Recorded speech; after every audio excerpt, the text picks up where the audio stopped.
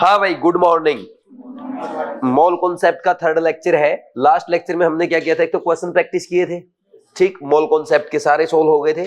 उसके बाद आपने टॉपिक क्या पढ़ा था, एक तो एटॉमिक मास, एक सबसे पहले हमने क्या पढ़ा था, एटॉमिक मास यूनिट, याद है ना। एटॉमिक मास यूनिट क्या होता है? Atomic mass unit it is 1/12 of mass of carbon 12 atom होता है, ठीक, जिसकी वैल्यू क्या आती है 1.66056 इंटू 10⁻⁻24 ग्राम ये आती है। या आप इसको क्या बोल सकते हो, 1/n ग्राम, याद है ना। अब जैसे ये आपके शॉर्ट नोट्स हो गए, समझे कि नहीं समझे। शॉर्ट नोट्स अगर आपको बनाने ना ऐसे बनाते हैं, बोलो कोई डाउट तो नहीं, ठीक। तो फिर इस एएमयू में सारे मास डिफाइन किए गए एटम और मॉलिक्यूल के। जैसे हाइड्रोजन का 1 एएमयू होता है, ऑक्सीजन एटम का 16 एएमयू है, नाइट्रोजन एटम का 14 एएमयू है, ऐसे ही H2 मॉलिक्यूल का 2 एएमयू है, CO2 मॉलिक्यूल का 44 एएमयू है, O2 का 32 एएमयू है ना, ऐसे होते हैं, ठीक। फिर इसके बाद हमने पढ़ा था एटॉमिक मास। एटॉमिक मास का मतलब पता क्या है भाई, कोई भी एटम 1/12 ऑफ कार्बन 12 से कितने ज्यादा गुना हैवी है ना। It is a number which represent how many times an atom is heavier than 1/12 of carbon 12 atom, यही था। जैसे हम लिखते हैं हाइड्रोजन का एटॉमिक मास 1 होता है, इसका मतलब क्या हुआ, hydrogen is mass of hydrogen is equal to 1/12 of carbon 12 atom. ऐसी अगर मैं लिख दूं कार्बन नाइट्रोजन का मास 14 होता है एटम का, तो आप क्या लिखोगे 14 एएमयू। इसका मतलब क्या है, nitrogen atom is 14 times heavier than 1/12 of carbon 12 atom. बोलो कोई डाउट तो नहीं है, ठीक, ऐसे ही किया था। फिर इसके बाद आपने पढ़ा था ग्राम एटॉमिक मास। ग्राम एटॉमिक मास का मतलब क्या होता है, जब आप एटॉमिक मास को ग्राम्स में लिख दो then it is called gram atomic mass. जैसे हाइड्रोजन का कितना हो जाएगा, 1 ग्राम हो जाएगा, नाइट्रोजन का ग्राम एटॉमिक मास 14 ग्राम हो जाएगा। अब नाइट्रोजन का ग्राम एटॉमिक मास 14 ग्राम है, इसका मतलब क्या है, ये जो मास है 1 मोल एटम का मास है। किसका मास है, 1 मोल एटम का मास है। पता क्यों, क्योंकि देखो 14 एएमयू है ना, 14 एएमयू, एएमयू का मतलब क्या होता है 1/n, इतना ग्राम हो गया। और एक एटम में कितने एक मोल में कितने एटम, यही तो आया 14 ग्राम, यानी this is mass of 1 mole nitrogen atoms. बोलो कोई डाउट तो नहीं इसमें किसी को। तो आप ये भी बोल सकते हो ये किसका मास है, 1 gram atom of nitrogen, 1 gram atom of nitrogen, या 1 मोल एटम ऑफ नाइट्रोजन, ये बोल सकते हैं कि नहीं बोल सकते। और मैंने आपको क्या बताया था, आपको ग्राम एटम बोल दे या मोल बोल दे, एक ही बात है। अगर किसी क्वेश्चन में आपको बोला जाए भाई ग्राम एटम का मतलब क्या होता है, मोल एटम्स, ये सिखाया था ना कल। ग्राम एटम का मतलब क्या होता है, मोल एटम। यानी अगर आपको पूछ ले किसी क्वेश्चन में कि एक मास दे दिया, बोल दे इसमें कितने ग्राम एटम है, तो घबराना नहीं है, क्या बताना, सीधे सीधे उसमें मोल्स बताने आपको। बोलो कोई डाउट नहीं। फिर इसके बाद आपने मोलिकुलर मास पढ़ा। मोलिकुलर मास क्या होता है, मास ऑफ 1 मॉलिक्यूल। और कैसे रिप्रेजेंट करेंगे, it is defined as the number which represent how many times a molecule is heavier than 1/12 of carbon 12 atom, यही पढ़ा था, ठीक। तो अब आपका मोलिकुलर मास भी आ गया। फिर इसके बाद आता है gram molecular mass. Gram molecular mass क्या होता है, जब मोलिकुलर मास को ग्राम में डिफाइन कर दें, जैसे H2 मॉलिक्यूल है, इसका मोलिकुलर मास क्या होगा 2 AMU, मोलिकुलर मास की बात कर रहा हूं। O2 का कितना होगा 32 AMU। अगर इन्हीं का ग्राम मोलिकुलर मास पूछा जाए, H2 का कितना आएगा, AMU की बजाय ग्राम्स में, ठीक। O2 का कितना आएगा 32 ग्राम, ग्राम्स में। और ग्राम में क्या लिखते हो, ये 1 मोल का मास या 1 ग्राम मोलिक्यूल का mass, it is mass of 1 gram molecule of O2 या 1 मोल मोलिक्यूल ऑफ O2। तो ग्राम मोलिक्यूल का मतलब क्या हो गया, ग्राम मोलिक्यूल का मतलब क्या हो गया, मोल मोलिक्यूल्स। यानी अगर आपसे कभी क्वेश्चन में पूछ ले ग्राम मोलिक्यूल फाइंड आउट करना है, क्या बता देंगे, कितने मोल्स हैं।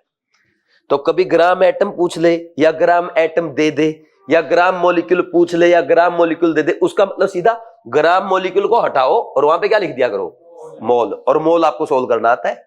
समझे कि नहीं समझे? चाहे फाइंड आउट करना है चाहे गिवन है, बात एक ही है। बोलो कोई डाउट तो नहीं? कर लोगे ना? आगे बढ़ जाए भाई। ठीक, यही पढ़ा था कल, अब करो स्टार्ट। तो सबसे पहले आज हम पढ़ेंगे एक्चुअल मास। एक्चुअल मास पता क्या होता है? देखो, जैसे हाइड्रोजन एटम है, हाइड्रोजन एटम का मास कितना होता है? हाइड्रोजन एटम का मास होता है 1 AMU। अगर इस मास को मैं ग्राम में लिखूं, क्या लिखूंगा?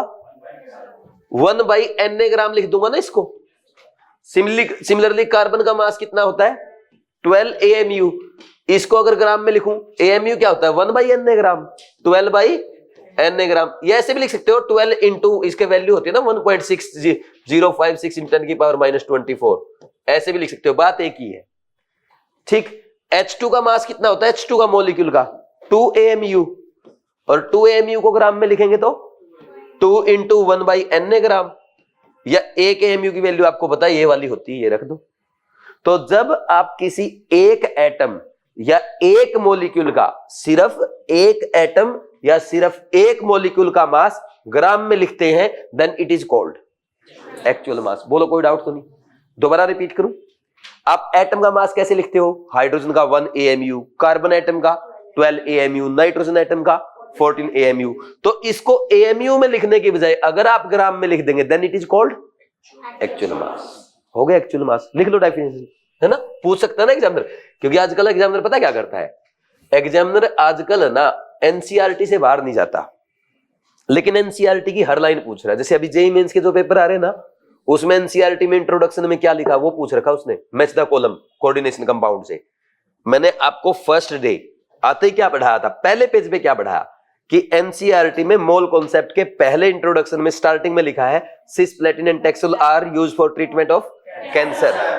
ठीक, और एजिडोथाइमिडिन एड्स के ट्रीटमेंट के लिए। मैंने बताया था ना, जेईई मेंस में क्वेश्चन आ गया।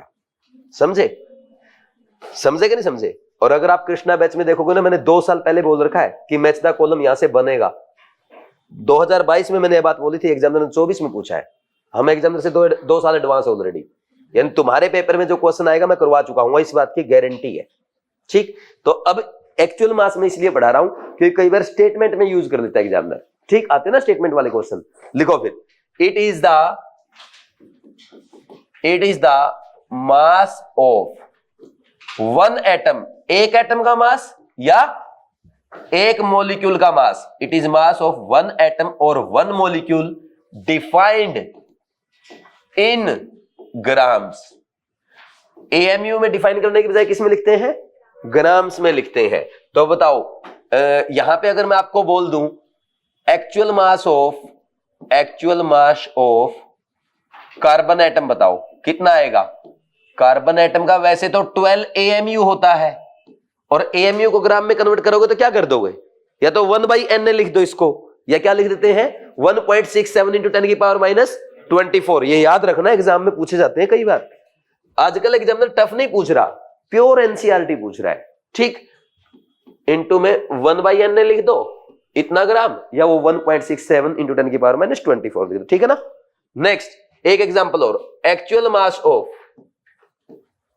मास ऑफ CO2 पूछ ले तो कितना लिखोगे? वैसे तो इसका 44 AMU होता है, लेकिन एक्चुअल मास अगर लिखा किस में लिखेंगे? ग्राम्स में। तो 1 MU इक्वल टू होता है 1 Na के इक्वल। कर लोगे या नहीं कर लोगे?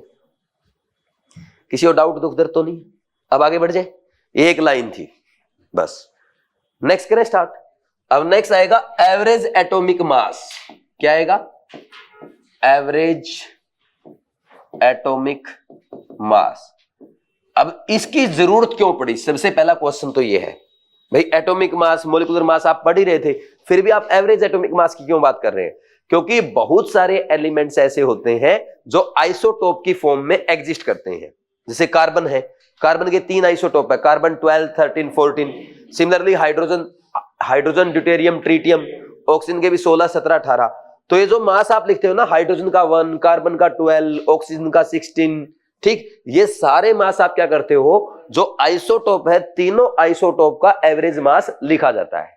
समझे कि नहीं समझे? तो क्या लिखेंगे?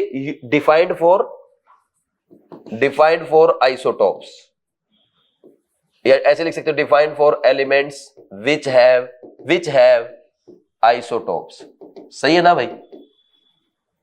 अब देखो आइसोटोप आपको दो टाइप से दिए जाते हैं, एक तो परसेंटेज में, जैसे कार्बन 12 इतना, कार्बन 13 इतना, कार्बन 14 इतना, एक उनका फ्रैक्शन दे सकता है। तो केस 1 हम लिखेंगे if percentage is given. Case 1 में क्या लिखेंगे, इफ परसेंटेज इज गिवन। ठीक है भाई, करो स्टार्ट। अब मान लीजिए आपको ना ऐसे दे दिया, जैसे M1 जो है उसका x1% है, ये मास लिख दे और ये परसेंट लिख दे। ठीक, आपका पहला आइसोटोप का मास M1 है और उसकी परसेंटेज जो पाई जाती है नेचर में वो x1 है, दूसरे की M2 और परसेंटेज x2, तीसरे का M3 x3 and so on. इसमें हम क्या करेंगे, सुन अभी लिखो मत, एक सेकंड लिखो मत, फॉर्मूला तैयार कर रहे हैं। ठीक, पर एवरेज एटॉमिक मास क्या करना पड़ेगा, इन सब का एवरेज लेना पड़ेगा ना। तो आप पता क्या करोगे, M1 x1 plus M2 x2 plus M3 x3 divide by sum of x1 x2 x3, और सम क्या आएगा 100 ही तो आएगा हमेशा। बोलो कोई डाउट तो नहीं है, कर लेंगे या नहीं कर लेंगे ऐसे भाई, हो जाएगा। समझ आया सबको, दोबारा बताऊं, ऐसे ही तो करते हैं। सही है ना भाई। मान लीजिए आपके मार्क्स की बात कर लें, मैं बोल दूं 10 बच्चों के 80% मार्क्स आए हैं, या ऐसे बोल दो क्लास में 40 बच्चों के 40% बच्चों के 80 मार्क्स आए हैं। ठीक, 30% बच्चों के 90 मार्क्स आए हैं, 30% बच्चों के 70 मार्क्स आए हैं। बताओ क्लास के एवरेज मार्क्स कितने हैं। आप क्या करोगे, 80 गुना 40 plus 90 Guna 30 plus 70 Guna 30 divide by 100। यही तो है, यहां पे एलिमेंट बोल दिए बच्चों की जगह। ये इसका आइसोटोप 1 का मास M1, percentage x1, M2 x2 M3 की x3, वही कर रहा हूं, वही तो चीज है। ये बचपन में नहीं करके आए हो आप। ठीक, सारी चीजें बचपन वाली चलेंगी, जो आपने 9th 10th क्लास तक पढ़ा ना उससे बाहर जाना ही नहीं है, जरूरत नहीं 11th 12th पढ़ने की, बेसिक अगर क्लियर हो तो। ठीक, अब इसके बाद case 2 if fraction is given. Fraction कैसे देता है, ऐसे M1 का F1, M2 का F2 और M3 का F3 एंड सो ऑन। ठीक, तो एवरेज एटॉमिक मास कैसे आएगा बोलो। इसमें पता क्या करेंगे, जैसे इसमें परसेंटेज दे दिया 40%, 30%, 20%, इसमें पता क्या देगा 0.4, 0.3, 0.2, ऑलरेडी पहले ही 100 से डिवाइड करके देगा। ठीक, तो इसका मतलब 100 को हटा दो नीचे से, इनको सीधा लिख दो M1 F1 plus M2 F2 plus M3 F3 and so on, जितने भी उसके आइसोटोप है। बोलो किसी को कोई डाउट है क्या। ठीक, फॉर्मूले समझ में आए तो अच्छी बात है, नहीं आए कोई बात नहीं। इधर देखो, अब कर लिया है, एक सेकंड कॉपी, एक सेकंड रख दो, बस 2 मिनट का काम है। क्लोरीन का अगर मैं एग्जांपल आपको लूं, क्लोरीन के 2 आइसोटोप होते हैं 35 एंड 37। जो 35 होता है वो 75% अमाउंट में पाया जाता है, जबकि 37 25% में पाया जाता है। ठीक, अब एवरेज एटॉमिक मास क्या है, इसका एवरेज एटॉमिक मास बताओ कैसे आएगा। हम पता क्या करेंगे, 35 गुना में 75 प्लस 37 गुना में 25 डिवाइड बाई 75 प्लस 25, 100 हो जाएगा। सीधा 100 ही लिख दोगे, है ना, क्योंकि टोटल परसेंट तो 100 ही आएगा ना भाई। सोल्व करें इसको। अब 35 की 75 से गुणा करो, पढ़ो 35 का पहाड़ा। कैसे कर सकते हैं, कैसे कॉमन क्या लेंगे, एक सेकंड, 35 को अगर 80 से गुणा करें आसान है ना, 8 5 40, 8 3 24 और 4 2800 हो गया ना। सही बोला मैंने, 35 8 2800 होता है ना। अब 35 पंजा कर लो, 5 5 25, 5 3 15, 2 17, 175 हटा दो। और वैसे 35 पंजा कितना होता है, 30 पंजा 150 और 5 5 5 25, 175 हो गया। तो 250 में से मेरे समझ में आ रहा है ये। मैं देखो, मैं आपको एग्जाम के लिए भी सिखा रहा हूं, सुनना। अब जब बच्चे क्या करते हैं, पेपर में ऐसी कैलकुलेशन आती है ना, फिर इसको ऐसे करने लग जाते हैं। ऐसे करते हो ना आप, ऐसे करने की जरूरत नहीं है, आप इसको ना ऐसे लिखो 35 गुणा में 80 माइनस 5। अब आसान है, देखना 0 8 5 40, 8 या 24 और 4 28, 5 5 25, 5 3 15 और 2 17, 175 माइनस करना है 2700 और 2600, कितना बच गया? 25 बच गया। है ना आसान? ये टफ है, ये पता ये यहां पे चलो तुम्हें लग रहा है कि सर हम तो ये आसान कर लेते, कर लोगे ना ये? अब करो, करना उस आसान से सीधा करो, 97 गुणा 100 माइनस 3, इसको ऐसे करोगे ना, सॉरी 37 गुणा 100 माइनस 3 लिख लो इसको, कितना आसान हो गया। आना चाहिए ना, ये बचपन में नहीं सीख के आए तुम लोग, फिर यहां क्या कर रहे हो? फिर बचपन में सीख के आए हो तो यहां क्यों मना कर रहे हो? या मैं सिखा के गलती कर रहा हूं? अच्छा ठीक, ये आएगा 35.5, ये मुझे याद है, ठीक, इतना ही आता ना। अब इसको ऐसे देने की बजाय परसेंटेज में नहीं देता, पता क्या देता? ये भाई क्लोरीन 35 जो है इसका फ्रैक्शन है 0.75, इसको ऐसे लिखता, और जो क्लोरीन 37 है इसका है 0.25। तो फिर एवरेज मास कैसे करते हैं? 35 गुना 0.75 प्लस 37 गुना 0.25। यार ये तो बेवकूफ बनाने वाली बात है, आप इसको ध्यान से देखो, अगर इसको 100 से डिवाइड कर दोगे, यहां पे ऐसे नहीं लिख दोगे 0.75 0.2, वही तो लिखा है, ठीक। भाई देखो मैं फिर रिपीट कर रहा हूं, कैलकुलेशन में मेरे को बता देना, कहीं मैं भावना में खोया रहूं और तुम्हें कुछ समझ में ही ना आए, ठीक। लिख लो इसको, कर लिया भाई? अच्छा इच्छा हो रही है लिख लो एवरेज एटॉमिक मास का क्वेश्चन, शायद इस बार एग्जामिनर पूछ ले, शायद पूछ ले। अगर मोल कॉन्सेप्ट से 2 से ज्यादा क्वेश्चन आते हैं, एक क्वेश्चन पक्का एवरेज एटॉमिक मास का मिलेगा आपको, आज ही नोट कर दो, ठीक। बाकी 2 क्वेश्चन पूछने होंगे तो कहीं से भी पूछ लेगा, है? हाँ वहां पे भी तो है, एटॉमिक स्ट्रक्चर में भी, सही कह रहा है। अब क्वेश्चन लिखे, एक क्वेश्चन लिखो यार, लिखूं क्या? इसमें लिखो molar mass of chlorine is, molar mass of chlorine is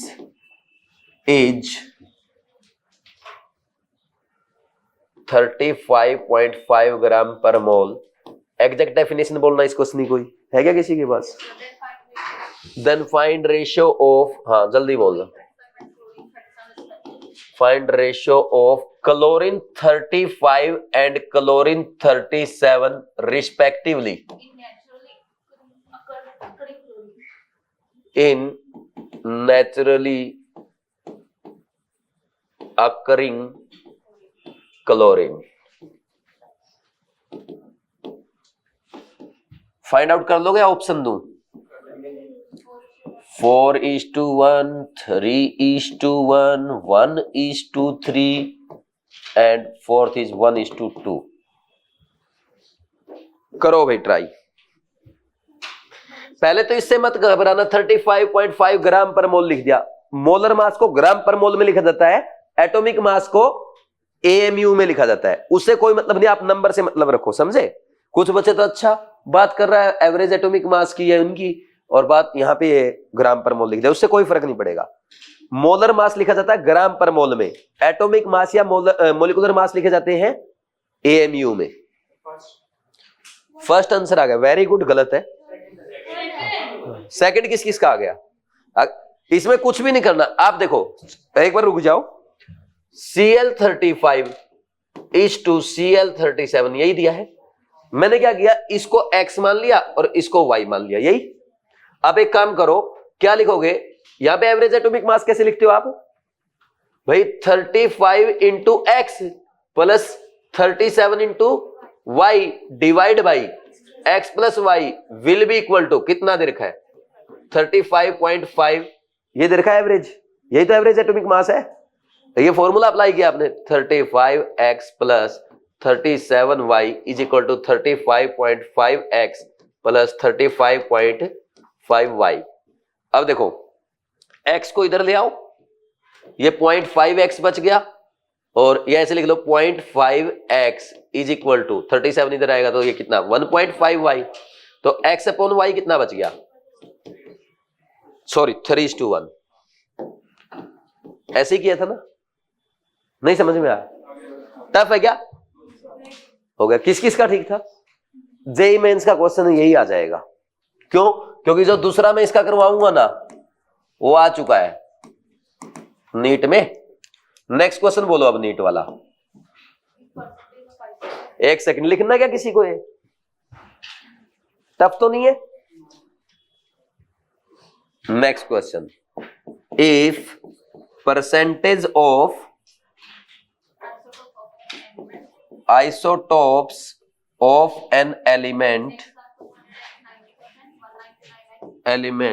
x 200 का कितना दे रखा 90%, x 199 का 8% एंड 202 का 2%, then average atomic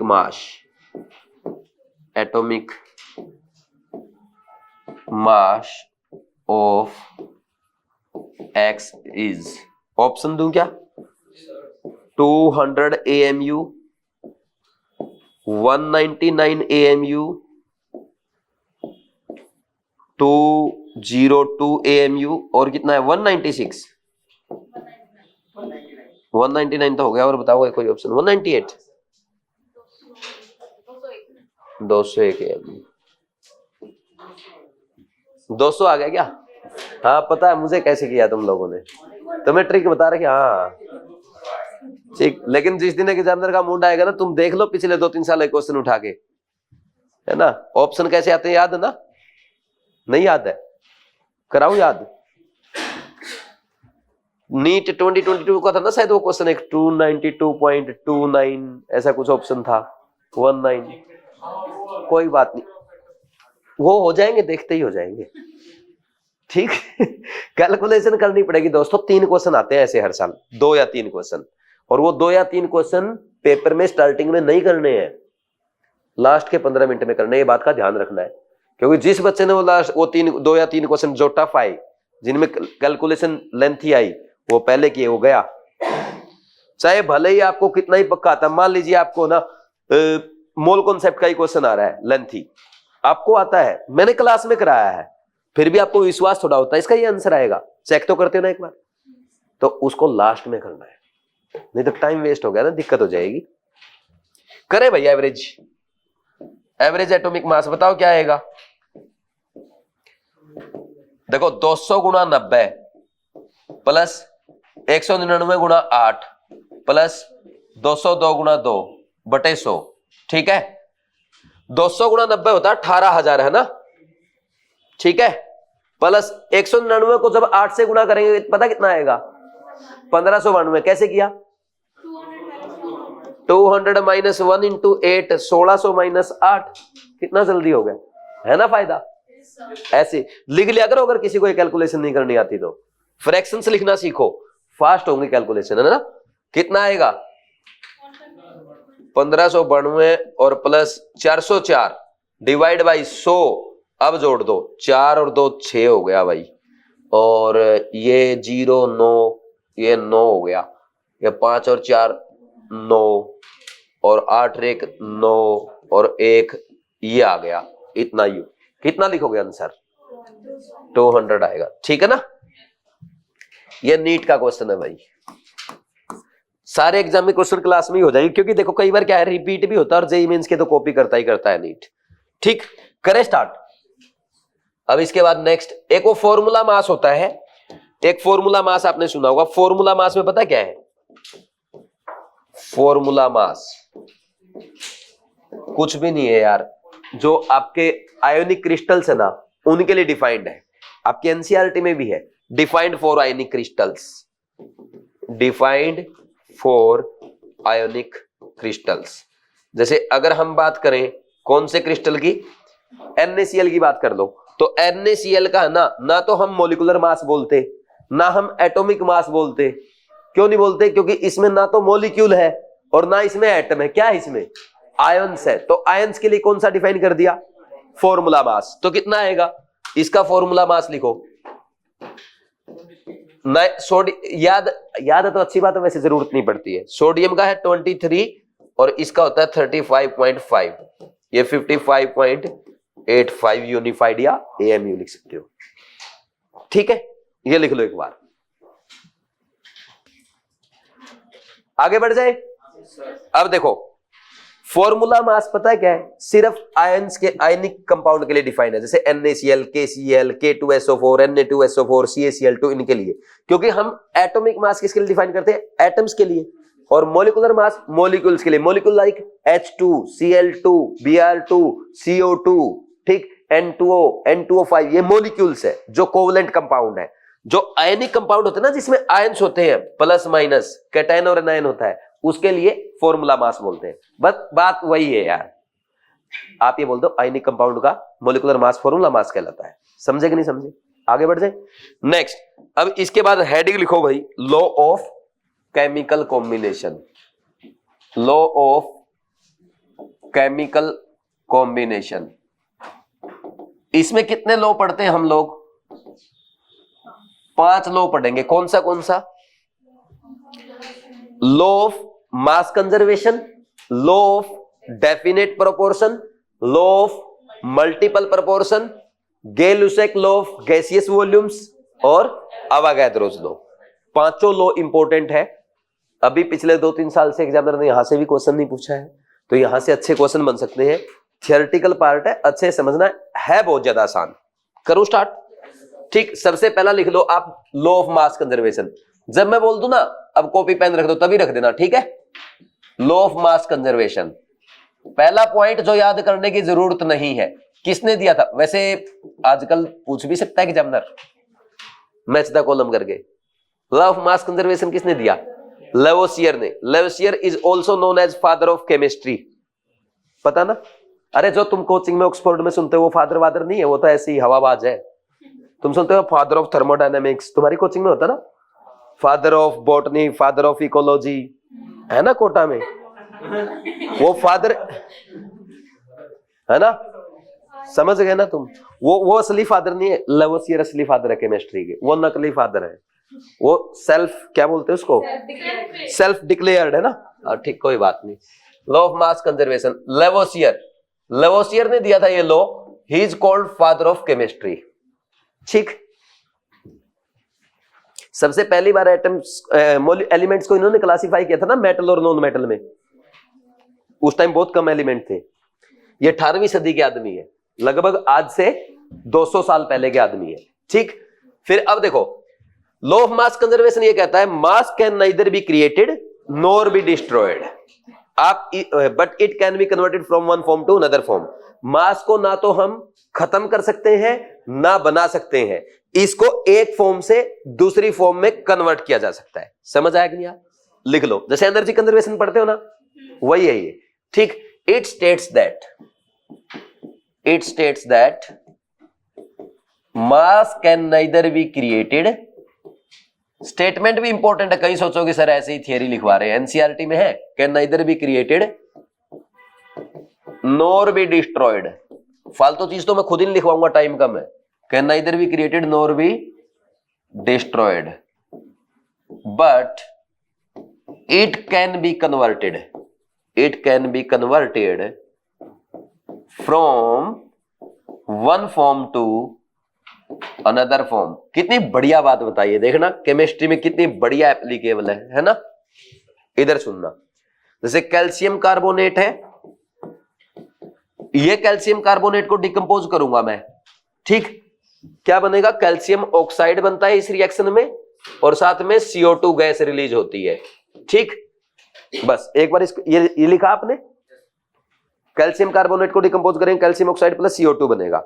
अब मान लीजिए मैंने ये 100 ग्राम लिया था शुरू में, और मैंने पूरे का पूरा तोड़ दिया, तो पूरे का पूरा तोड़ने के बाद पता कितना बनेगा, ये बनता है 56 ग्राम, ये बनता है 44 ग्राम। अब इसका टोटल मास देखो, 100 अभी भी, पहले कितना था 100, रिएक्शन स्टार्ट होने से पहले 100 था, रिएक्शन खत्म हुई तब भी 100 है, यानी मास ना तो खत्म हुआ और ना ही आपने बनाया। मास 100 था, 100 ही है अभी भी, लेकिन आपने क्या कर दिया, कैल्शियम कार्बोनेट से उसके 2 कंपाउंड बना लिए, एक फॉर्म से दूसरी फॉर्म में आ गया। समझे कि नहीं समझे? बोलो कोई डाउट है क्या? तो ऐसे ही मान लीजिए कोई बच्चा है बोले सर ऐसे नहीं मजा आया, मैं तो मतलब आधा तोड़ूंगा। ले भाई आधा तोड़ ले, तेरी मर्जी है। जैसे मान लीजिए एक बार देखना इसको, मान लीजिए इनिशियल 100 ग्राम लिया था हमने, ठीक, ये जीरो रहे होंगे इनिशियली तो, ठीक। अब 100 में से कोई बच्चा बोले सर मैं तो ना आधा तोड़ूंगा, 50 ग्राम तोड़ दिया, तो कितना रह जाएगा? 50। ये बनेगा 28 ग्राम, ये बनेगा 22 ग्राम। तो अब आप देखो आधा रिएक्शन के बाद टोटल मास कितना है? 28 और 22 50। 50 तो प्रोडक्ट बन गया, लेकिन 50 रिएक्टेंट भी तो बचा है। अभी भी टोटल कितना है? 100 ही तो है, यानी मास ना तो खत्म हुआ और ना नया बना। बोलो कोई डाउट है क्या? ठीक। अच्छा मैं ये कैसे लिख रहा हूं, इनकी टेंशन मत लो, अभी मैंने आपको कुछ भी नहीं सिखा, रिएक्शन सोल्व करनी मैंने नहीं सिखाई, बस मैं सीधा लिख रहा हूं, ये यकीन करो मैंने सही लिखे हैं, ऐसे ही आएंगे, ठीक, आप भी सीख जाओगे, ठीक। नेक्स्ट लिख लो इसको, एग्जाम्पल लिख लो, फिर सेकंड पढ़ेंगे। ये तो सबसे आसान है और आई थिंक ये तो सबको आता होगा, आता ना आपको सबको?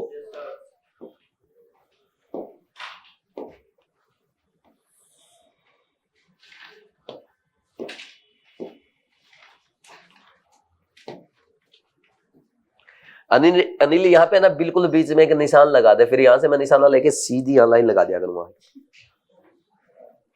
थोड़ी सी उधर आएगी क्या? नहीं नहीं यहाँ से ठीक है यार, बिल्कुल बीच में है इस बार तो। मैं यहां से देख रही है तो बीच में है ना ये टेबल का ये, चलो उससे कोई फर्क नहीं पड़ता है। लिख लिया क्या तुमने? मेरा टाइम पास हो गया। Second, law of definite proportion, ये इंपॉर्टेंट है। लॉ ऑफ डेफिनेट प्रोपोर्शन, पहली बात यह है कि ये दिया किसने था?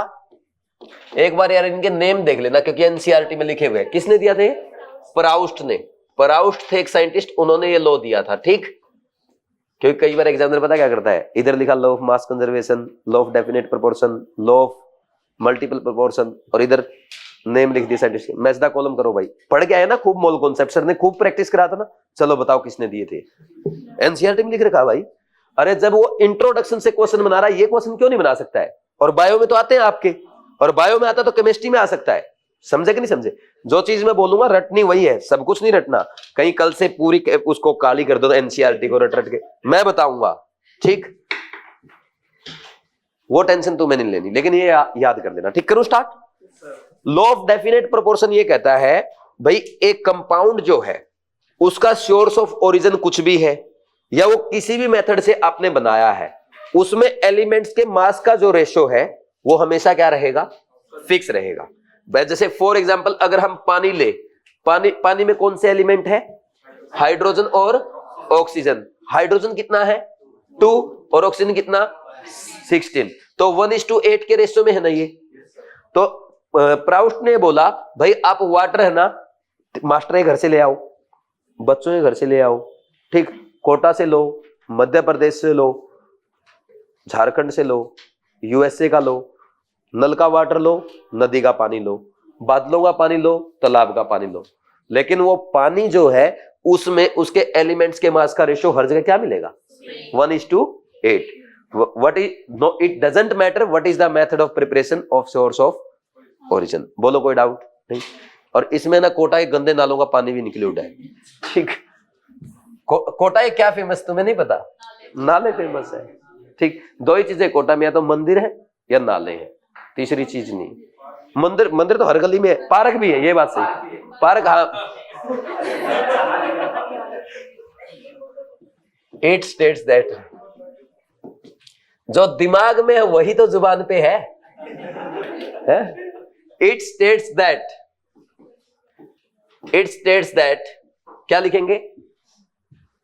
Components, ratio of components of elements bracket में बाई मास, ये इंपॉर्टेंट है, मास पे बेस्ड है ये लो। By mass is fixed in a compound no matter what is the method of preparation, what is the source of origin, कहां से आया है कंपाउंड, सोर्स ऑफ ओरिजिन वो कहां से मिला है, और मेथड ऑफ प्रिपरेशन। बोलो कोई डाउट है क्या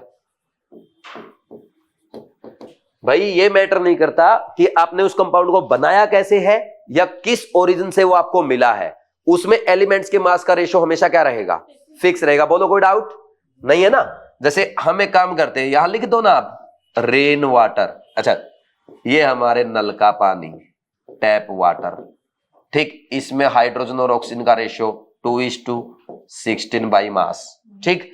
ये रिवर वाटर, ठीक, उसमें भी 2:16 आएगा।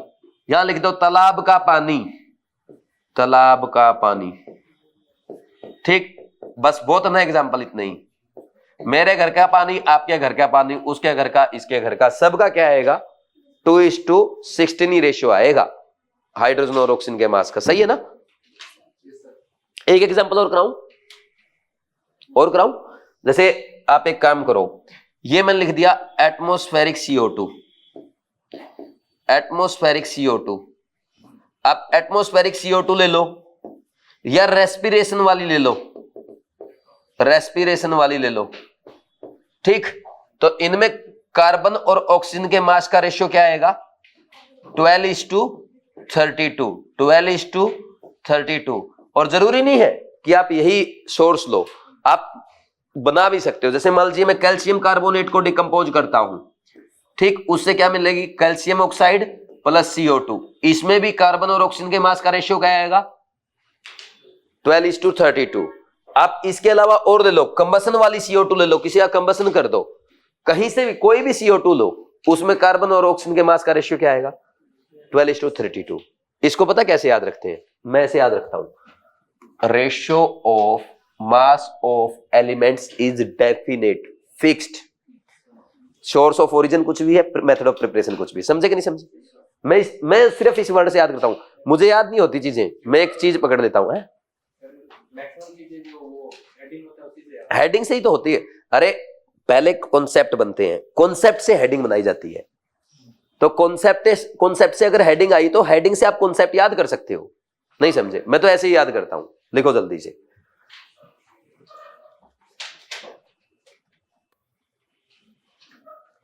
नेक्स्ट आगे बढ़ जाए भाई। अब इसके बाद क्या आएगा, लॉ ऑफ मल्टीपल प्रोपोर्शन। ये किसने दिया था, law of multiple proportion.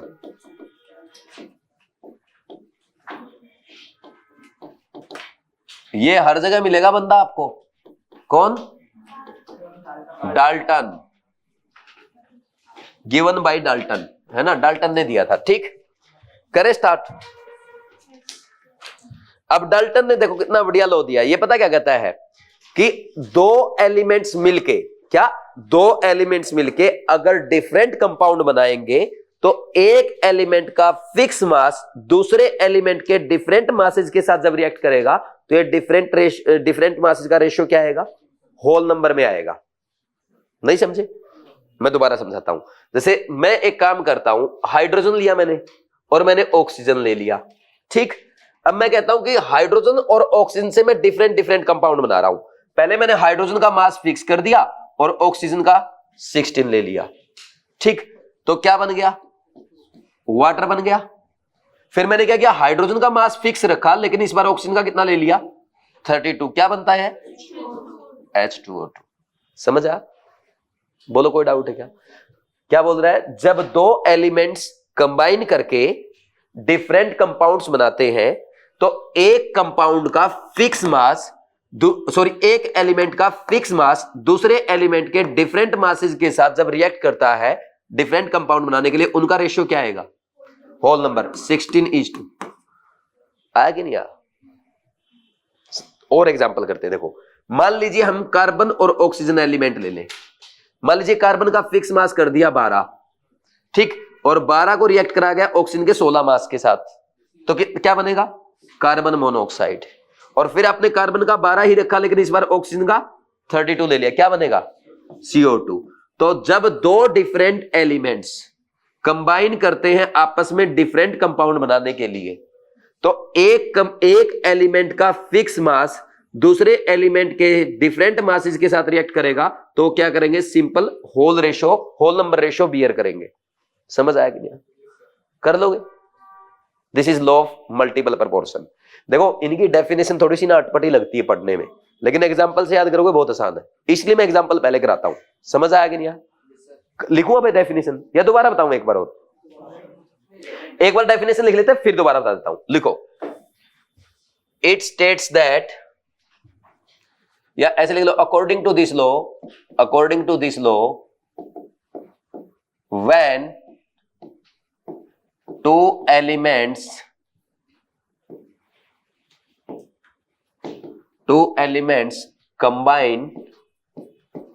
combine to form different compounds, then fixed mass of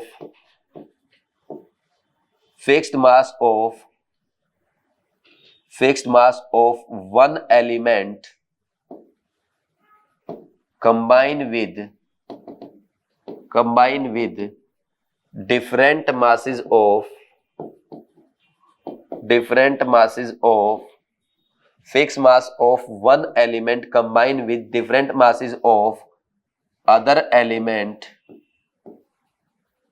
bears a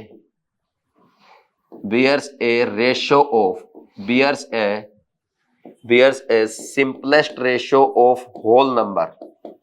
भाई इंग्लिश में मत जाना, है ना? तुम्हें पता है ना?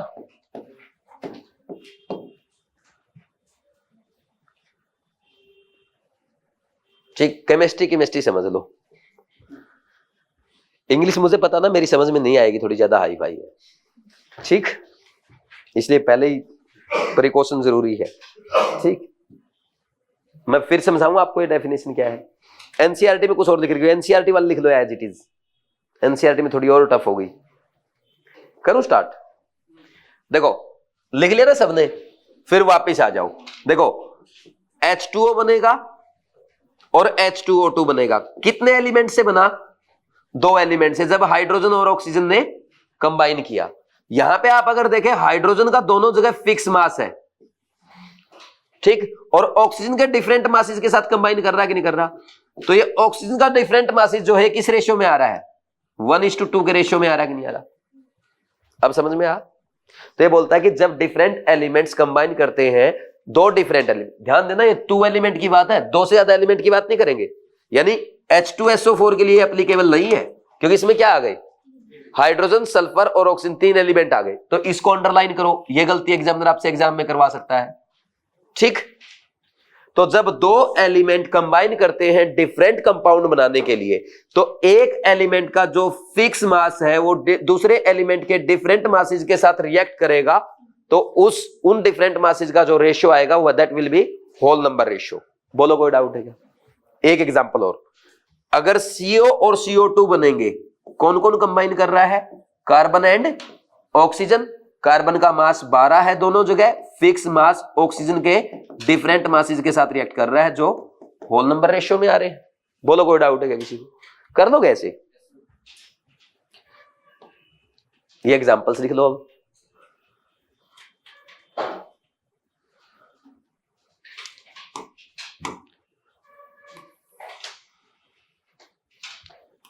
अगर ये एग्जांपल समझ में आ गए हो ना, मैं आपको और एग्जांपल कराऊंगा। फिर ध्यान रखना, कंपाउंड ऐसा बनना चाहिए जिसमें सिर्फ 2 एलिमेंट है। क्या CaCO3 बना सकते हैं क्या इससे? KClO3, K2SO4 के बारे में बात कर? नहीं, जिसमें 3 एलिमेंट आ गए उसकी बात ही नहीं करेंगे, बात ही खत्म हो गई, क्योंकि पहले ही उसने बोल दिया 2 एलिमेंट कंबाइन कर रहे हैं। बहुत इंपॉर्टेंट पॉइंट है ये, मैं भी गलती कराऊंगा तुमसे, कराऊं? 1 मिनट रुको। फिर यहां देखो, जैसे नाइट्रोजन के ऑक्साइड अगर आपको दे दे, NO बनता है, N2O बनता है, NO बनता है, N2O3 बनता है, N2O4 बनता है और N2O5 बनता है। यहां पे नाइट्रोजन और ऑक्सीजन का रेशियो देखते हैं मास का।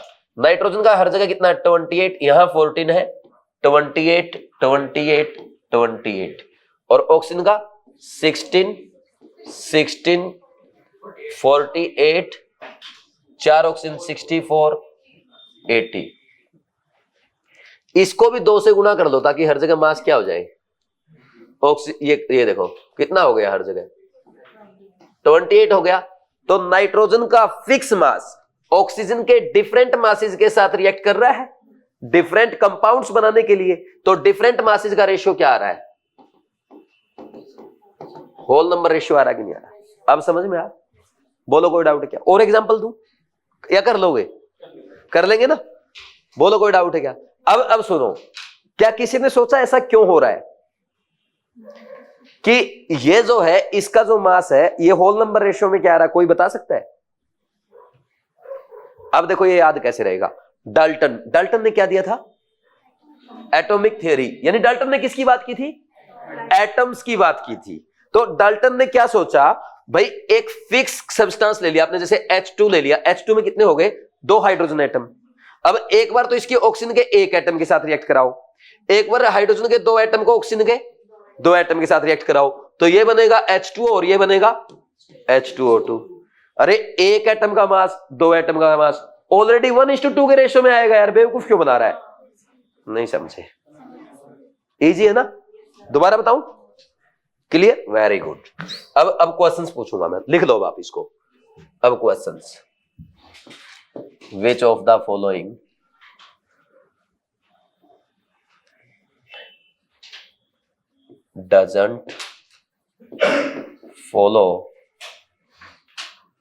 doesn't explain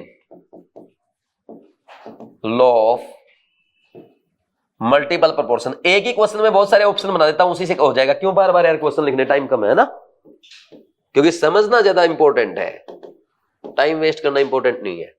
पहला करो स्टार्ट, PCl3 PCl5, दूसरा SNO SNO2, तीसरा PbCl2 PbCl4, चौथा KMnO4 K2MnO4। सही है ना? नेक्स्ट एक क्वेश्चन और ऐसे ही कर दो, NO N2O5, दूसरा MnO Mn2O7, तीसरा, मस्त मस्त एग्जांपल आ रहे हैं ना, H2SO4 H2SO3, चौथा SO2 SO3। हो जाएगा ना भाई? जहां देखो PCl3 PCl5, फास्फोरस का एक एटम, फास्फोरस का एक एटम, क्लोरीन के 3, क्लोरीन के 5, 3:5 का रेशियो आ जाएगा। फास्फोरस का तो फिक्स है ना। SN का एक एटम, SN का एक एटम, ऑक्सीजन का 1 2, 1:2 के रेशियो में आ जाएगा मास। सही फॉलो हो रहा है ना? अरे सबसे पहली बात तो आप ये देखोगे जहां पे 2 एलिमेंट है, समझे कि नहीं समझे? ठीक, तो ये ऐसे ही हो जाएगा, ये नहीं होगा। क्यों? क्योंकि 3 एलिमेंट के लिए उसने बात नहीं की, और सिमिलरली आंसर ये आ जाएगा। दोबारा रिपीट करूं, किसी को समझ में नहीं आया हो तो देखो, वहां ना पेपर में जाके ये दिमाग में आ जाता है, सर यहां तो नाइट्रोजन का 28 है और यहां पे सर 14 है। अरे 14 दूनी 28 कर दे, उसका 16 दूनी 32 कर देना, ऊपर यही तो करा NO:N2O5। समझे ना? पेपर में जाके कंफ्यूजन क्या थी, ये क्वेश्चन मैंने अलग क्यों लिखा, देखो यहां पे NO का आप लिखोगे 14 दूनी 28 इस टू कितना है इसका, 16 दूनी 32 कर देना। अब इसका भी तो 28:80 हो गया, तो इसका 28 फिक्स है, जो 32:80, 32:80 कितना है, 16 दूनी 32, 2:5। समझे ना? तो आपका तो यहीं से काम हो जाएगा, एग्जामिनर यही गलती करा देगा। तो ऐसे एग्जामिनर क्या करता है, बोला हाँ भाई पढ़ के आ गया ना बहुत, बता 2 एलिमेंट थे 3 एलिमेंट थे, खत्म, आधी जनता खत्म। आप जाके पूछ लेना किसी से हॉस्टल में, खत्म हो जाएगा लॉ ऑफ मल्टीपल प्रोपोर्शन पे, है ना? हम लोग पढ़ते रहते हैं सारे इफेक्ट और effect, law of multiple proportion आता है। देखो इसको जल्दी से, मैंने पहले ही दिन बताया था, एटम मॉलिक्यूल नहीं पता अपने को, ठीक, लिखो फास्ट। अब नेक्स्ट देखो, ये 3 लॉ हो गए, सबसे टफ 2 ही लगते हैं आपको, डेफिनेट प्रोपोर्शन और मल्टीपल प्रोपोर्शन वाला। दोबारा बताऊं, डेफिनेट प्रोपोर्शन में ये था कि भाई एक कंपाउंड है, वो चाहे कहीं से भी आया है, कैसे भी आपने बनाया है, उसमें एलिमेंट्स के मास का रेशियो फिक्स है। मल्टीपल प्रोपोर्शन ये था, अगर दो एलिमेंट मिलके डिफरेंट डिफरेंट कंपाउंड्स बनाएंगे तो उन कंपाउंड में एक एलिमेंट का फिक्स मास अगर different masses of other element के साथ रिएक्ट कर रहा है तो उन मासेस का रेशियो क्या आएगा, होल नंबर आएगा। समझ आया देसी में? चलो आगे बढ़ जाते हैं। नेक्स्ट इसके बाद क्या आएगा, चौथा Gay-Lussac's law of gaseous volume. ये ऐसे ही है, Gay-Lussac's law of gaseous volumes. ये पता किसके लिए है, गैसियस रिएक्शन के लिए है। तो गैस ये कहता है कि गैसियस रिएक्शन में जैसे मैं ये करता हूं ना, N2 gas plus 3H2 gas is converting into 2NH3 gas, ये लिखते हैं हम लोग। आप वैसे नॉर्मली क्या बोलते हैं इसके लिए, 1 mole of N2 react with 3 mole of H2 to form 2 mole of NH3, यही ना। तो ये गे-लुसैक्स लॉ ये बोलता है at same temperature and pressure, आप क्या बोलते, जो सेम टेम्परेचर और प्रेशर पे गैसियस रिएक्शंस में गैसियस रिएक्टेंट्स वॉल्यूम के रेशियो में कंबाइन करते हैं प्रोडक्ट बनाने के लिए। ठीक, तो इसका मतलब क्या हुआ, क्या बोला, सेम टेम्परेचर एंड प्रेशर, यही बोला ना उसने। टेम्परेचर और प्रेशर क्या हो गया, कांस्टेंट। आपने PV इक्वल टू nRT पढ़ा है, ये कांस्टेंट, ये कांस्टेंट, ये constant, volume directly proportional to number of moles. 1 mole N2 का 3 मोल ऑफ H2 के साथ रिएक्ट करके 2 मोल ऑफ NH3 बनाता है। 1 लीटर N2 3 लीटर H2 के साथ रिएक्ट करके 2 लीटर NH3 बनाएगा। दिस इज लो Gay Lussac's law of gaseous volume. Tough है क्या? तो लिख ले एक बार, इसको लिख लो। According to this law, according to this law, क्या बोला, ये गे-लुसैक्स नेम है साइंटिस्ट का, इसी ने दिया था। अकॉर्डिंग टू दिस लॉ क्या लिखेंगे, in gaseous reactions, in gaseous reactions at same temperature and pressure reactant reacts in simple ratio of volume, in simple ratio of volume to form products। समझ आया कि नहीं यार? ठीक, N2 गैस H2 गैस के साथ रिएक्शन करता है, 3H2 के साथ रिएक्शन करके 2NH3 बनाता है। तो टेम्परेचर एंड प्रेशर अगर आपने कांस्टेंट कर दिया तो volume directly proportional to moles. आप इसको ऐसे बोलो, 1 मोल N2 का 3 मोल H2 के साथ रिएक्शन करके 2 मोल NH3 बनाता है, ये ऐसे बोल दो। ये आप दोनों ही लिख लो ताकि आपको समझ में आ जाए, वो भी लिख देंगे अभी हम। 3 मोल H2 के साथ रिएक्शन करके 2 मोल NH3 बना रहा है। या आप इसको ऐसे लिख दो, 1 लीटर ये 3 लीटर के साथ 2 लीटर बना रहा है। अब ये मत बोलना सर 1 मोल का तो 22.4 होता है, अरे मैं सिंपल रेशियो की बात कर रहा हूं, समझे ना।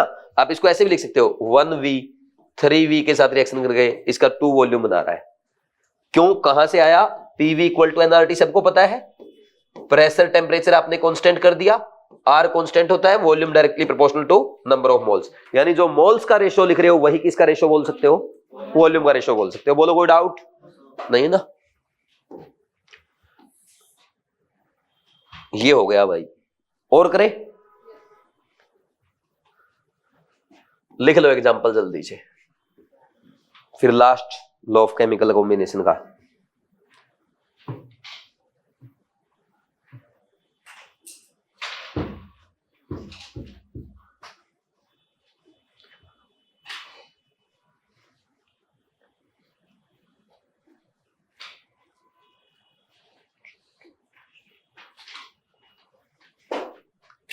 अवोगाद्रोस लॉ, अवोगाद्रोस लॉ क्या कहता है, बोलो। अवोगाद्रो लॉ पता क्या कहता है, at same temperature and pressure equal volume of all gases contain equal number of molecules. एक बार लिखना इसको, इट स्टेट्स दैट, अच्छा अवोगाद्रो ने दिया था, ठीक है, अवोगाद्रोस लॉ अवोगाद्रो ने दिया था। It states that at same temperature and pressure equal volume of all gases contains equal number of molecules।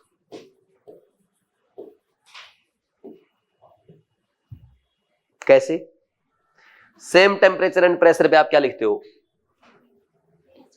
PV equal to NRT है ना? पीवी इक्वल टू एनआरटी लिखा, at same temperature and pressure आप क्या करोगे?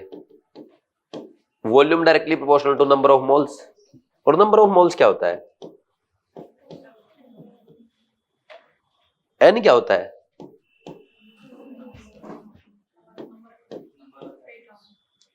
Number of molecules के directly proportional होगा ना number of moles. देसी जगह रोज लो नहीं, इन दोनों में ये सिर्फ मोल्स की बात कर रहा है, वो मॉलिक्यूल्स की बात कर रहा है। बस यही डिफरेंस, और कोई डिफरेंस नहीं। नहीं समझे? जैसे ये पता क्या बोलता है भाई, जैसे मान लीजिए N2 ले लिया, O2 ले लिया, CO2 ले लिया, कोई गैस ले लो, इसका 1 मोल है, इसका 1 मोल है और इसका भी 1 मोल है, तो इसका वॉल्यूम V होगा, इसका भी V होगा, इसका भी V होगा। ये कह रहा है, सॉरी 1 मोल नहीं यार, वो तो उसकी बात कर रहा था। वो देखो वो रिएक्शन के लिए बात कर रहा है, ये कंटेनर्स की बात कर रहा है, ये ऐसे कंटेनर्स की। अगर इसका वॉल्यूम V है, इसका वॉल्यूम V है, इसका वॉल्यूम V है, तो इसमें भी n मॉलिक्यूल्स होंगे, इसमें भी n होंगे और इसमें भी n होंगे। ये कह रहा है, समझे कि नहीं समझे?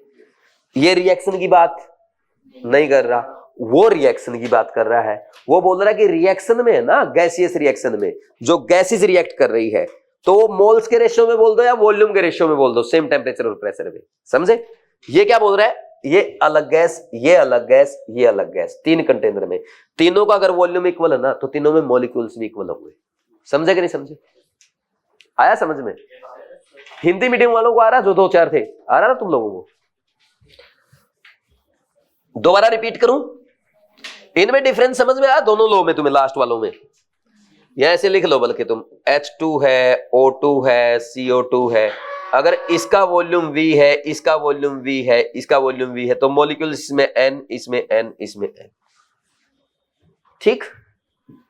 अरे ये volume directly proportional to moles, वो volume directly proportional to molecules. लेकिन स्टेटमेंट वैसे ही याद रखनी पड़ेगी जैसे उसने दी है।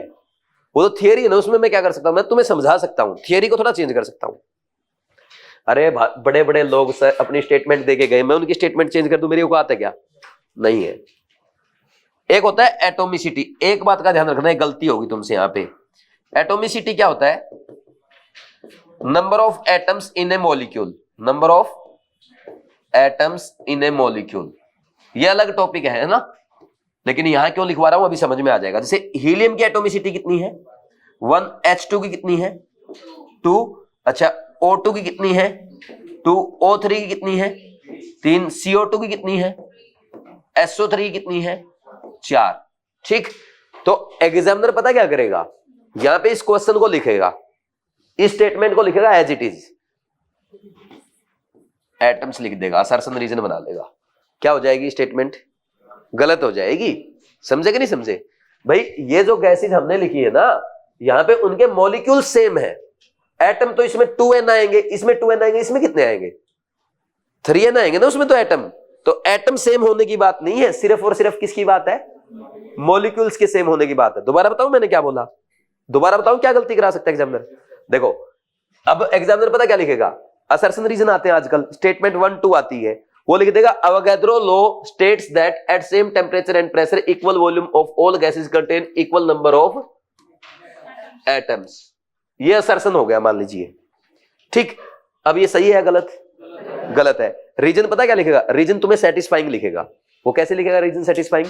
बोल देगा 22.4 litre of helium and 22.4 litre of neon contains Na atoms in each sample। ऐसा लग रहा सही बात है, लेकिन वो तो दोनों मोनो एटॉमिक है ना। अगर आप उसकी बजाय वहां पे दोनों क्या ले लेंगे, H2 और CO2 ले लेंगे, तो दोनों 22.4 लीटर 22.4 लीटर, इसमें Na मॉलिक्यूल्स, इसमें भी Na मॉलिक्यूल, लेकिन एटम कितने?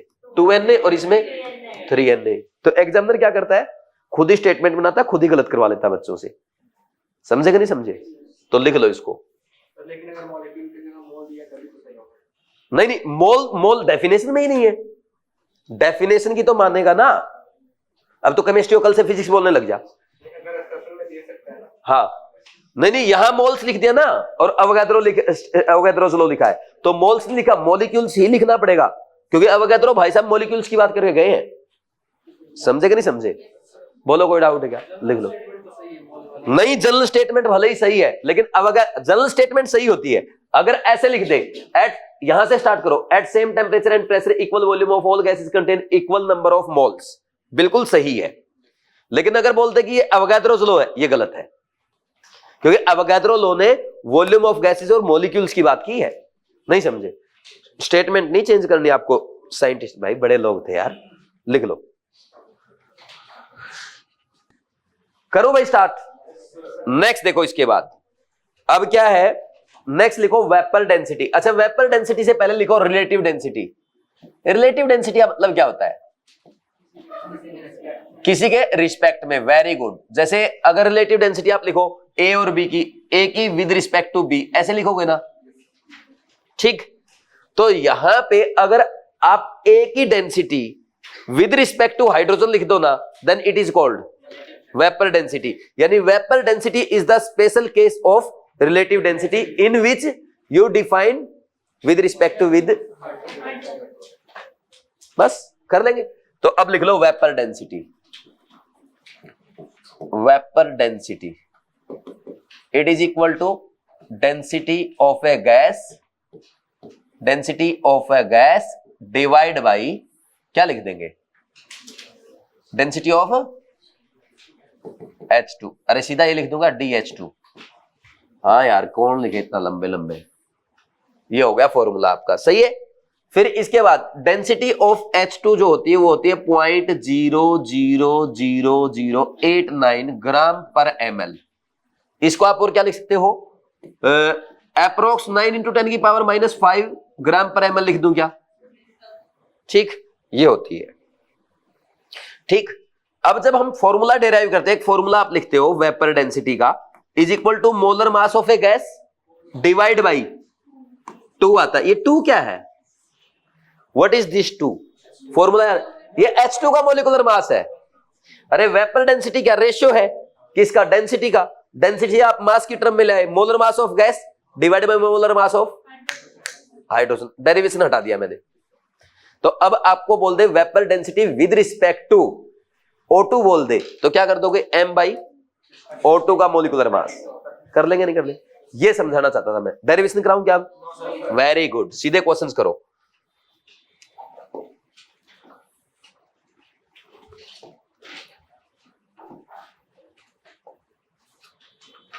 If density of a gas is 3.6 into 10 की पावर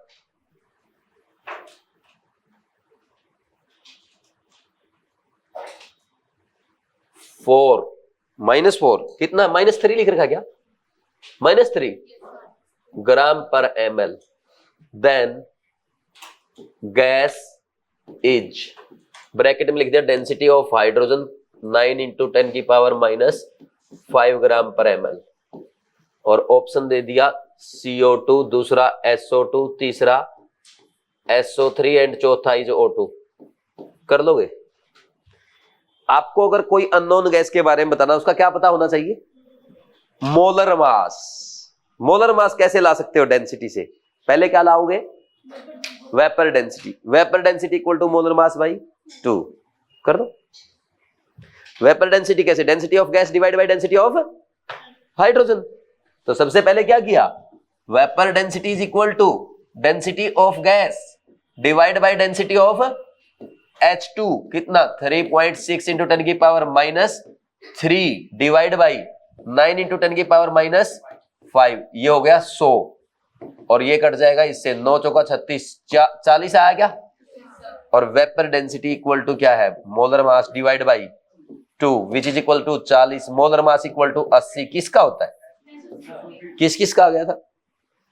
बस ये वैसे ना कहीं पे वेपर डेंसिटी का ऐसा क्वेश्चन आता नहीं है, एग्जाम में ना आया है। वेपर डेंसिटी का सिर्फ ये फॉर्मूला यूज होता है, लेकिन फिर भी मैंने आपको ये भी यूज करके दिखा दिया। समझे कि नहीं समझे? दूसरा, if vapour density of a gas with respect to methane is 4, then gas is, बताओ भाई गैस कौन सी है, CO2 है या N2 है या आपकी CO है या SO2 है?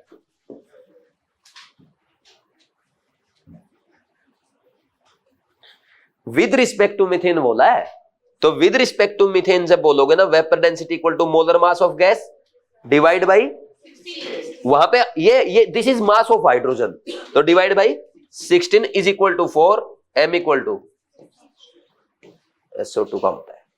कर लोगे? लिख लो जल्दी। किसी को नहीं समझ में आया दोबारा रिपीट करूं? फास्ट लिखो। नेक्स्ट देखो भाई, परसेंट कंपोजिशन। परसेंट कंपोजिशन कैसे फाइंड आउट करते हैं बताओ भाई? कोई एलिमेंट किसी कंपाउंड में कितना परसेंट है वो फाइंड आउट करना है। कैसे करेंगे? जैसे फॉर एग्जांपल अपनी क्लास में क्या है, बॉयज है और गर्ल्स है। मैं बोल दूं भाई बॉयज और गर्ल्स की परसेंटेज फाइंड आउट करनी है। मान लीजिए हमारी क्लास में टोटल 20 गर्ल्स है ना, और टोटल स्टूडेंट्स कितने हैं? टोटल स्टूडेंट्स मान लीजिए हमारे 80 है, तो कितने परसेंट गर्ल्स है? 20/80 गुणा में 100, यही तो करते हो। ठीक, कितना आ गया? 25%। ठीक, अब जैसे H2O में आपको ये फाइंड आउट करना हाइड्रोजन कितना है। हाइड्रोजन का मास H2O में 2, टोटल H2O का 18 गुणा में 100। बचपन में सीख के आए हो, केमिस्ट्री में नहीं आया परसेंटेज, नहीं सीखे। CaCO3 ऐसे सबका कर सकते हो। करो स्टार्ट फिर।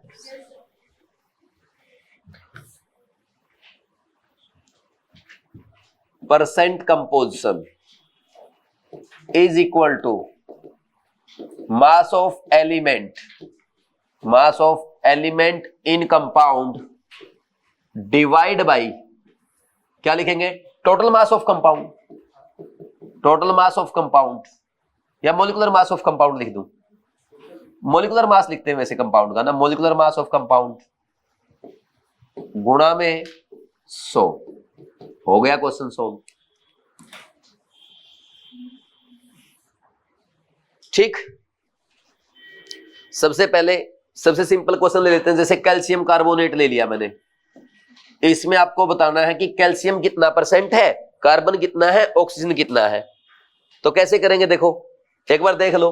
परसेंट कैल्शियम कितना है, परसेंटेज ऑफ कैल्शियम, कैल्शियम का मास देखो, कैल्शियम का एक ही एटम है तो एक एटम का मास होता है 40। याद नहीं है कोई बात नहीं, एग्जामिनर लिख के देगा। वो जिसको एलिमेंट्स के मास याद नहीं है उसको टेंशन नहीं लेनी है, एग्जामिनर लिख के देगा। जिसको एटॉमिक नंबर याद नहीं है मैं उनको करवाऊंगा। एटॉमिक स्ट्रक्चर और पीरियोडिक टेबल पढ़ने के बाद ये आधी समस्याएं खत्म हो जाएंगी, है ना। 40 बटा टोटल कितना होता है इसका, 100 गुणा में कितना आ गया, 40%। ऐसे ही परसेंटेज ऑफ कार्बन बताओ, कार्बन कितना है 12 डिवाइड बाई 100 गुणा में 12% कार्बन होता है इसमें।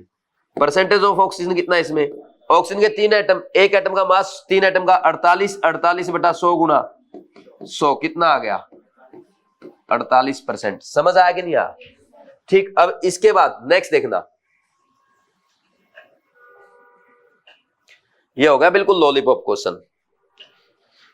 अब मैं काम करता हूं, घर के लिए दे देता हूं, है ना। हम ढंग के क्वेश्चन करेंगे क्लास में। तो find percentage of each element in following.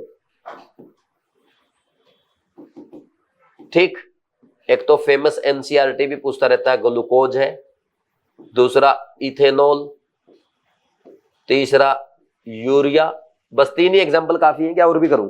कितने ही कर लो एग्जांपल करने को तो यार। मैं लिख दूंगा फिनोल, एसिटिक एसिड, सुक्रोज, ये वो कितने ही लिखवा लो मेरे से। अब इन तीनों में से एक का बताऊंगा, किसका बताऊं जल्दी बताओ। यूरिया।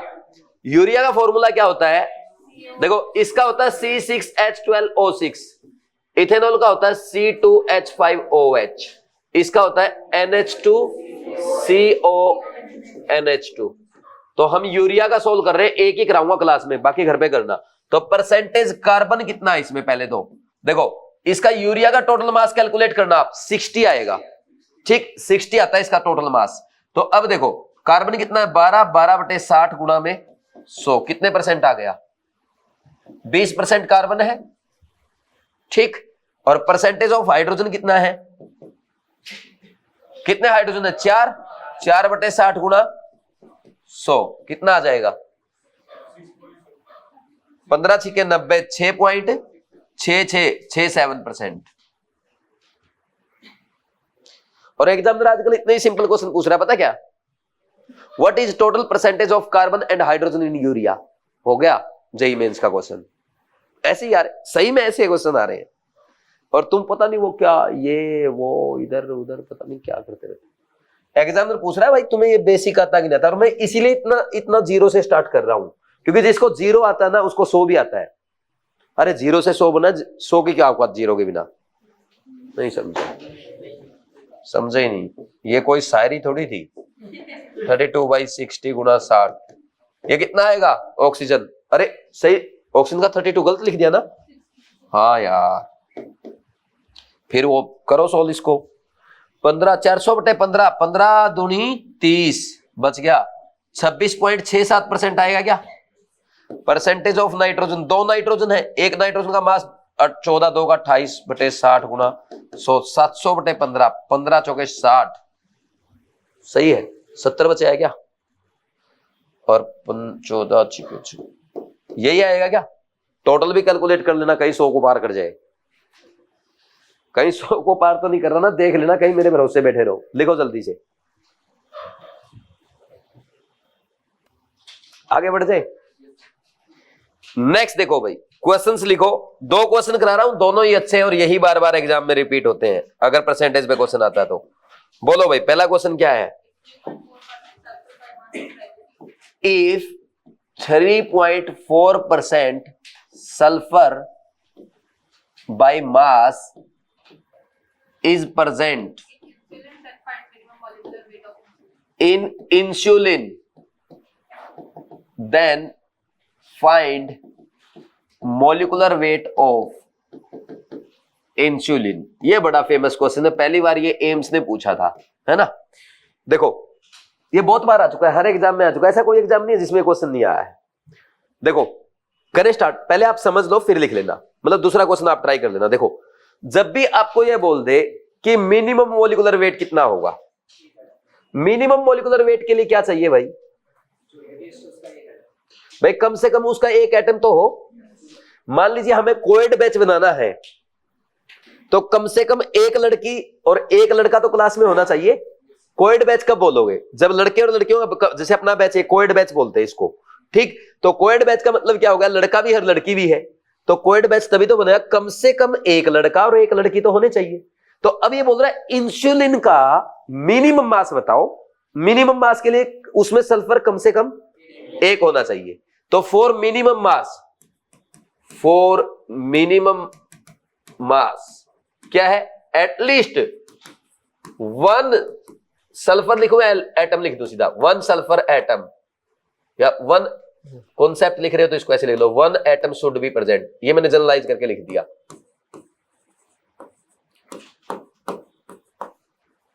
ये हो गया, सही है। अब नेक्स्ट बोलो क्या करोगे, सल्फर कितना परसेंट है, 3.4%। अब सल्फर का एक एटम का मास कितना होता है, 32। तो आप एक बात बताओ, 3.4% का मतलब क्या है, 3.4 ग्राम लिख दो या यूनिफाइड मास लिख दो, is sulphur is present in 100 unified insulin, मतलब अरे मतलब एटॉमिक मास, मॉलिक्यूलर मास, ये एमयू ग्राम, उससे कोई फर्क नहीं पड़ता, वो समझते हो ना, मोलर मास को ग्राम में और एटॉमिक और मॉलिक्यूलर मास को एमयू में। अब 30.4 तो है 100 में, ए कितने में होगा, 100/3.4। लेकिन एक सल्फर का मास कितना होता है, 32, कम से कम एक सल्फर एटम प्रेजेंट होना चाहिए, तो एक सल्फर एटम प्रेजेंट होगा यानी 32 तो होगा मिनिमम उसमें, तो कितना हो गया, देखो 32/34, ये 1 से थोड़ा सा कम आएगा, लगभग वो कितना आएगा, इसको 1000 गुना 32/34 900 कुछ आएगा, 996 आ रहा है, नहीं 996 तो नहीं आया, अरे छोड़ो यार, क्या अप्रोक्स करोगे? 0, 16, 17, 17, 160, 16,000, 17 निमा 153 बच गए 7, और 16 चौके 64 बच गए कितना 6, और फिर लगभग 945, 941 ये आएगा। हाँ 941 आता है। कर लोगे नहीं कर लोगे? यही था एग्जैक्ट आंसर भी। ठीक समझे कि नहीं समझे? टफ है क्या? आगे बढ़ जाऊं? ये तुम लिख लो, एक क्वेश्चन और लिख लो पैरेलल। कौन सा क्वेश्चन था वो? Molecular mass of caffeine is 194 if 28.9% nitrogen by mass is present in caffeine, then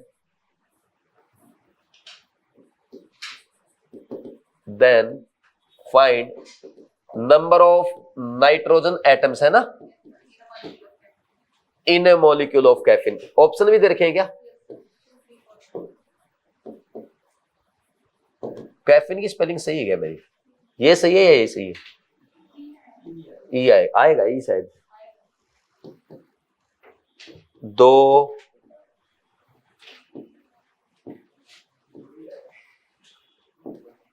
3, 4, 5 करो भाई जल्दी से सॉल्व। लिख लिया भाई? कर लिया ट्राई? ठीक। ये ऐसे क्वेश्चन के लिए कॉन्सेप्ट है जब मिनिमम मोलिकुलर वेट पूछा हो तो आप क्या करोगे, एक एटम मान लेना उसमें, तो 3.4 होता है 100 में, एक होगा 100/3.4 में, और अगर एक एटम प्रेजेंट होगा सल्फर का, उसका मास होता है 32, तो 32 प्रेजेंट होगा 100/3.4 गुना में 32, आंसर आ जाएगा। यूनिटरी मेथड है सिर्फ, एक एक नियम 6ठी क्लास में पढ़ के आया था मैं, 60 की उम्र तक काम आएगा। ये देखो, molecular mass of caffeine is 194 if 28.9% nitrogen by mass is present in caffeine, then find number of atoms in molecular mass of caffeine। अगर आपको यह पता लग जाए कि कैफीन में कितना नाइट्रोजन है तो उसे आप नाइट्रोजन के एटम बता दोगे ना। मान लीजिए अगर कैफीन में 14 एटम है, 14 है नाइट्रोजन, तो नाइट्रोजन का कितना एटम हुआ? 1, 28 है तो 2, 56 है तो है 4, 70 है तो ठीक है। चलो कर लो, कोई बात नहीं, आ जाओ। देखो परसेंट नाइट्रोजन कैसे आता है पता ना, मास of nitrogen divide by molecular mass of caffeine, यही तो आएगा, और गुणा में 100 भी तो करोगे यहां पे, यही है ना।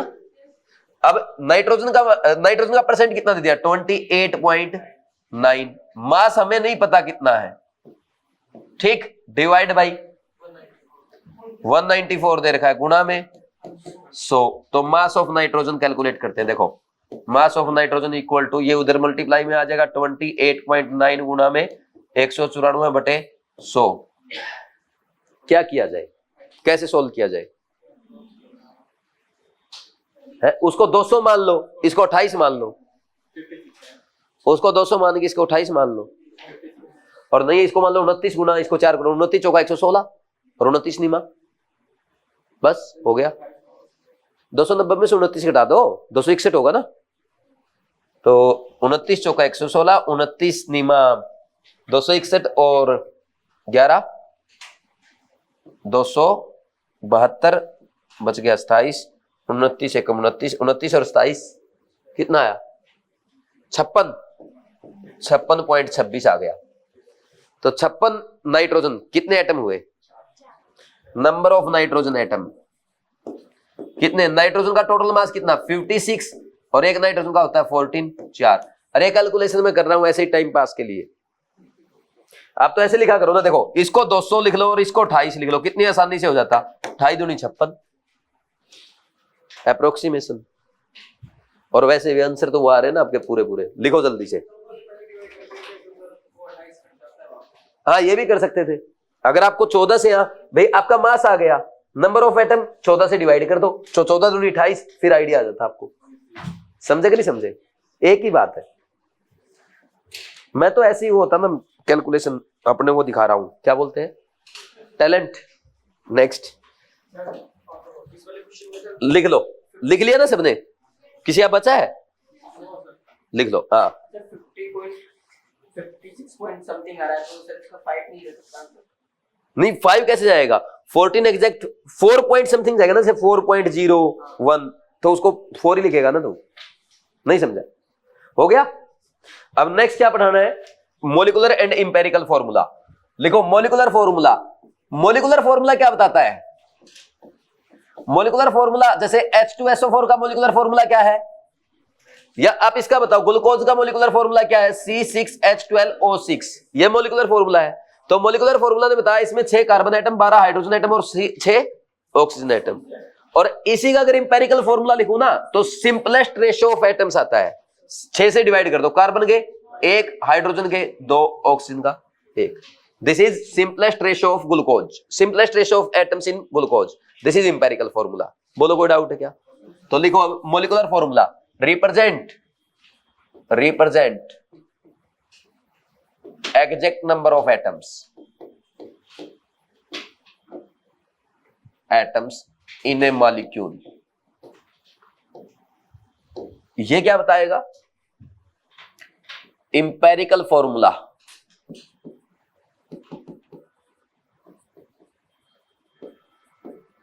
tells about represent simplest ratio of number of atoms in compound। Compound ही लिखते हैं वैसे, है ना, ये भी कंपाउंड का फॉर्मूला बता रहा है। ठीक, करें स्टार्ट। अब डेफिनेशन को कौन पूछता है, क्वेश्चन सोल्व करने के बाद सब याद रहता है। मॉलिक्यूलर फॉर्मूला लिखा और यहां लिखा मैंने इंपेरिकल फॉर्मूला। जैसे सबसे पहले मैं लिखता हूं C2H4, ये क्या है, इथीन, तो इसका सिंपलेस्ट रेशियो क्या आएगा, CH2। C2H6 में क्या आएगा, CH3। C6H12O6 में क्या आएगा, CH2O। एसिटिक एसिड में क्या आएगा, CH3COOH। देखो 2 कार्बन, 4 हाइड्रोजन और 2 ऑक्सीजन, 2 से डिवाइड करो, CH2O। यानी ग्लूकोज का और एसिटिक एसिड का मॉलिक्यूलर फॉर्मूला सेम है। आप क्या करोगे, इंपेरिकल फॉर्मूला मॉलिक्यूलर फॉर्मूला पे न्यूमेरिकल सोल्व करके जाओगे सोल्व करके।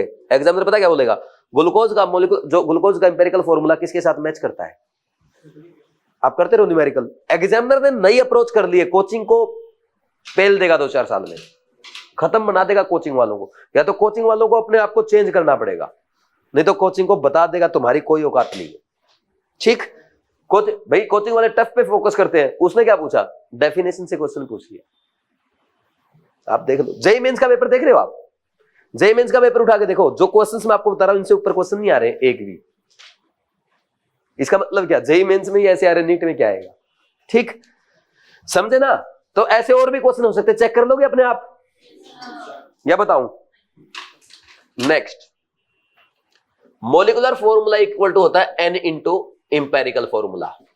जैसे अब आप इसको ना 6 से मल्टीप्लाई कर दो, क्या आ जाएगा, ग्लूकोज का फॉर्मूला। इसको 2 से मल्टीप्लाई कर दो, क्या आ जाएगा, एसिटिक एसिड का फॉर्मूला। ठीक, कर लोगे ना। तो अब n क्या होता है, n होता है molecular formula mass, molecular formula mass divide by empirical formula mass. Empirical formula जो है उसका मास। करके दिखाऊंगा किसी का, वेरी गुड। अब देखो, अब आपको कैसे फाइंड आउट करना होता है मॉलिक्यूलर फॉर्मूला। एक क्वेश्चन समझ लो, फिर आप सॉल्व करोगे। नेक्स्ट पेज पे आपको क्वेश्चंस दूंगा, एक क्वेश्चन समझाऊंगा बस, बाकी तुम करोगे। तो सबसे पहला है भाई, find molecular formula and empirical formula. यहां वेपर डेंसिटी दे रखी है 30, कार्बन की परसेंट दे दी, कार्बन, हाइड्रोजन और ऑक्सीजन की परसेंटेज दे रखी है। इसकी कितनी है, 40, इसकी 40%, इसकी 7%, इसकी 53%, ऐसे देगा एग्जामिनर आपको। अब सुन जाओ, एक बार कॉपी पेन रख दो भाई। ये परसेंट दे दी, यानी 100 में कितना है, अगर उसका 100 मास होगा तो 100 में कितना कितना ये दे दिया ना। तो आप एक काम कर लो ना, 100 में एटम्स का रेशियो फाइंड आउट कर लो, वही 200 में आएगा, वही रेशियो 400 में आएगा, वही 1000 में आएगा, वही उसके मॉलिक्यूलर मास में आएगा। यही तो होता है। अब एटम्स का रेशो कैसे फाइंड आउट कर सकते हैं? सिंपलेस्ट रेशो, आप एक काम करो भाई, अगर मान लो हमारे कंपाउंड का मास 100 होता तो इसके मोल एटम, इसके मोल एटम, इसके मोल एटम फाइंड आउट करते कैसे? तो जो परसेंटेज गिवन है उसको एटॉमिक मास से डिवाइड कर दो, तो कार्बन के मोल एटम आ जाएंगे 100 में, हाइड्रोजन के आ जाएंगे, ऑक्सीजन के आ जाएंगे। पहला स्टेप ये, स्टेप सही है। पहला क्या करोगे, 40/12, 7/1, ऑक्सीजन का 53/16, क्या आया चेक करो, 12×3 = 36, बच गया कितना 4, फिर 12×3 = 36, फिर 12×3 = 36, और ये आया 7, और ये कितना आया 16×3 = 48, बच गया कितना 5, 16×3 = 48। अब एक काम करो, इनमें से इनको सिंपलेस्ट रेशो में लेके आना होता है आपको। कैसे कर सकते हैं? डिवाइड बाई स्मॉलेस्ट नंबर, इनमें जो स्मॉलेस्ट होता है ना उसे डिवाइड कर दो, अपने आप सिंपलेस्ट आने की कोशिश करेगा, वो नॉर्मली आ जाता है, नहीं आए फिर उसको एडजस्ट करके लाओ, ठीक। तो 3.3 को 3.3 से डिवाइड कर दो, 7 को 3.3 से, और इसको 3.3 को 3.3 से, ये 1 आ गया, ये 1 आ गया, ये 2 पॉइंट समथिंग आएगा, लेकिन इसको हम क्या ही मान लेंगे, 2 ही मान लेंगे। तो 1:2:1, तो ये क्या हो गया, इंपेरिकल फॉर्मूला हो गया। इंपेरिकल फॉर्मूला आ गया आपका CH2O, समझे? अब इसका वेपर डेंसिटी दे रखा, मोलिकुलर मास कितना होगा, 2 × 30 = 60, ठीक। N = क्या होता है, मोलिकुलर फॉर्मूला मास कितना 60, ये इंपेरिकल फॉर्मूला, इसका कितना मास रहा होगा, 12 और 2 14 और 16 30, कितना आया 2, तो molecular formula = N × empirical formula, तो 2 × CH2O, कंपाउंड क्या था C2H4O2, एसिटिक एसिड ही है, देखो समझे कि नहीं समझे? समझा? दोबारा बताऊं, रिपीट करूं, कहां से रिपीट करूं? देखो ये समझ में आ, दोबारा सुन लो। जब भी आपको किसी कंपाउंड का मॉलिक्यूलर फॉर्मूला फाइंड आउट करना है, उसका सबसे पहले सिंपलेस्ट फॉर्मूला फाइंड आउट करोगे, यानी इंपेरिकल फॉर्मूला फाइंड आउट करोगे। कैसे? आपको परसेंटेज गिवन होगी तो सारे एलिमेंट्स को ऐसे लिख लेना, ठीक। उसकी परसेंटेज जो गिवन है उसको एटॉमिक मास से डिवाइड कर देना, आपके पास क्या आ जाएगा, एक वैल्यू आ जाएगी। उस वैल्यू को आप सिंपलेस्ट होल नंबर रेशियो में कन्वर्ट कर लेना। जो सिंपलेस्ट होल रेशियो है, कार्बन 1, हाइड्रोजन 2, ऑक्सीजन 1, तो ये बन गया CH2O। This is called empirical formula, ठीक। अब आपके पास इंपेरिकल फॉर्मूला मास आ जाएगा, इसका 12, इसका 2 14, इसका 16, कितना आ गया इंपेरिकल फॉर्मूला मास 30। आपको कितने इंपेरिकल फॉर्मूला है, कितना N है, तो उसके लिए क्या चाहिए, molecular formula mass. Vapour density दे रखी है, इनटू में 2 कर दो, क्या आ जाएगा, मॉलिक्यूलर फॉर्मूला मास 60/30 = N आ गया 2। N को इंपेरिकल फॉर्मूला को N से मल्टीप्लाई कर दो, क्या आ जाएगा, मॉलिक्यूलर फॉर्मूला। फिर रिपीट करूं, समझ में आया तो अच्छी बात नहीं। एक क्वेश्चन और कराता हूं, करो जल्दी से। कर लिया भाई, लिख लिया क्या सबने? आगे बढ़ जाए फिर। नेक्स्ट क्वेश्चन लिखो, एक 85% वाला बोलना। ए हाइड्रोकार्बन कंटेन्स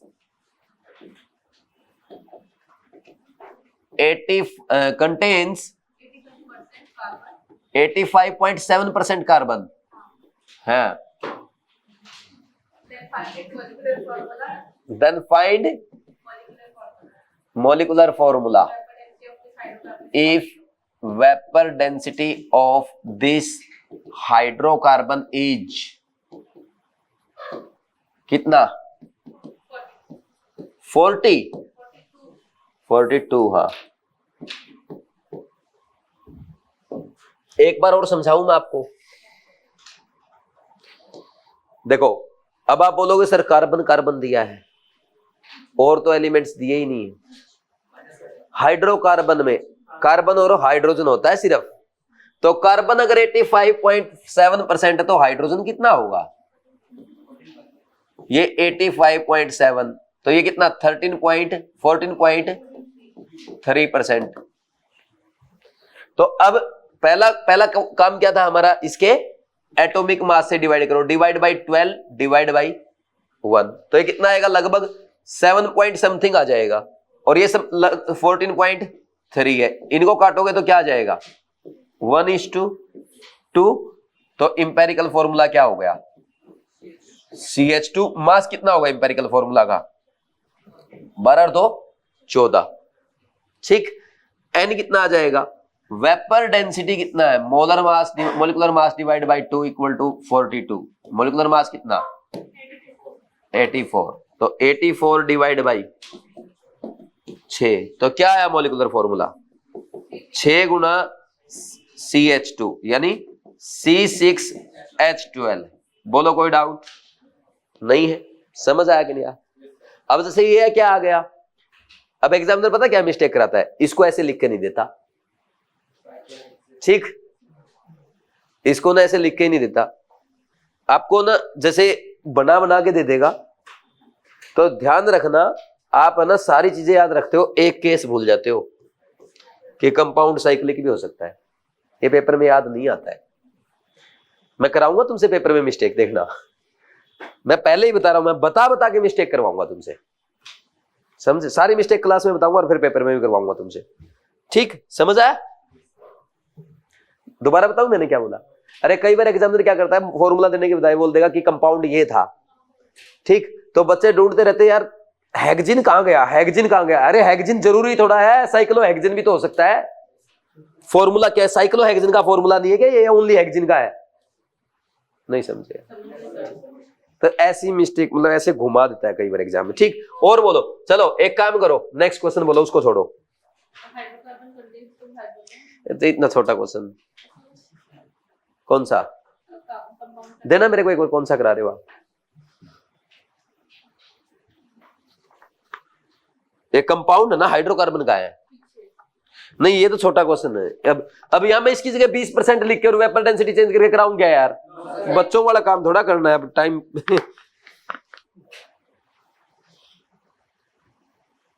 चलो सीधा थोड़ा ठीक। ए compound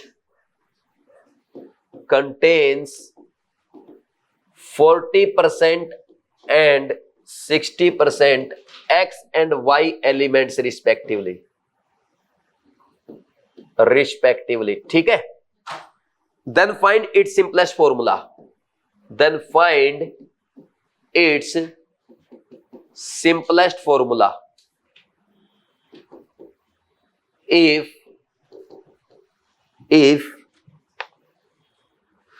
atomic weight of Y and X are 20 and 30 respectively. अब तो आपको मोलिकुलर फॉर्मूला भी फाइंड आउट नहीं करना, सीधा सिंपलेस्ट रेशियो बताना है। हाँ समझ गए आप, ठीक है। X:Y का बताना है। क्या करेंगे भाई, ये कितना दिया है 40, ये दिया है 60, divide by their atomic weight. X का कितना 20 और इसका 30। समझ गए ना मैं क्या कराना चाहता था, यही एग्जामिनर करता है। ठीक है, ये Y और X का दे रखा है रिस्पेक्टिवली, यानी X का 30 है और Y का 20 है। तो इसको काटो, ये कट गया और ये 0 से 0 कट गई, 4/3, 3 इधर ले जाओ, 4:9, X4 Y9। कर लोगे या नहीं कर लोगे, ऐसे क्वेश्चन एग्जाम में आते हैं। अब इससे हल्का कराऊं क्या, X 50% है तो Y भी 50% होगा, और X और Y का वेट 20 और 30, कराऊं क्या इतना हल्का। जैसे इसमें नोट्स में है X और Y, ये 50 ये 50, और वेट कितना है 30 और 40, 30 ये 40, हो जाएगा सोल्व 4:3। एक क्वेश्चन मतलब क्यों कराऊं मैं फालतू, है ना। परसेंटेज ही तो चेंज कर रहा हूं, एटॉमिक वेट चेंज कर रहा हूं। एक्स वाई की जगह ये भी लिख दूंगा, नया क्वेश्चन हो गया ये पैटर्न समझ कर लोगे। इसको लिखो तो लिख लेना, यहाँ पे बस ये लिखना एक्स और एक्स वाई एक कंपाउंड बना रहे हैं जिसमें एक्स 50% है, अंडरस्टूड है, वाई 50% होगा। एक्स का एटॉमिक वेट 30, वाई का 40। देन सिंपलेस्ट रेशियो फॉर्मूला बताओ, X4Y3 आ जाएगा। बन गया नया क्वेश्चन, लेकिन और बनाऊं क्या, ठीक है। लिख लिया क्या सबने। Next,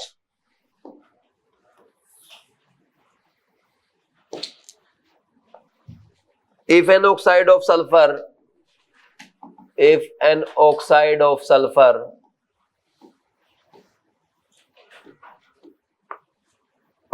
sulfur has 50% oxygen,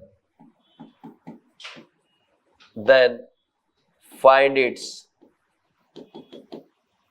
empirical formula, find its simplest formula. कितना टफ है ना, पता नहीं कैसे बनाया हुआ है क्वेश्चन मैंने। आ गया ना आंसर, SO2 सल्फर। अरे ऑक्साइड में सल्फर और ऑक्सीजन है, अगर ऑक्सीजन 50% है, सल्फर भी 50 रह गया। इसका एटॉमिक मास 16, इसका 32, टू उधर जाएगा, 1 इधर। क्वेश्चन खत्म हो गया। नेक्स्ट एक और कराऊं क्या, ऐसा ही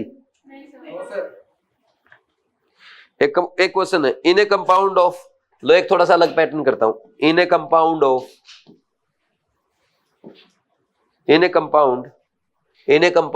4 gram calcium, 6 × 10⁻22 atoms of carbon and 44.8 gram oxygen is present,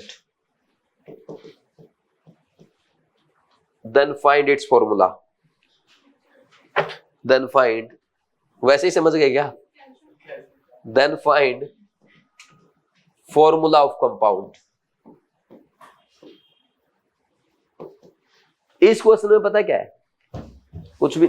आपको क्या करना है, सिंपलेस्ट रेशो, आप सीधा बोल दो भाई हम मोल्स का रेशो फाइंड आउट कर रहे हैं। समझे कि नहीं समझे? जैसे कैल्शियम है, कार्बन है और ऑक्सीजन है, अरे मोल का रेशो बस वो फाइंड आउट कर लिया करो। कैल्शियम क्या दिया है, 4 ग्राम, 4/40 आ जाएगा इसका मोल्स। कार्बन क्या दिया, 6 × 10⁻22, इसके कितने मोल्स आएंगे, 6 × 10⁻20, 3 से डिवाइड कर दो। 4.8 ये दिया है, मास दिया तो डिवाइड बाई 16, ये 0.3 आया, ये 0.1 आया, ये 0.1 आया, 1:1:3 आया कि नहीं आया?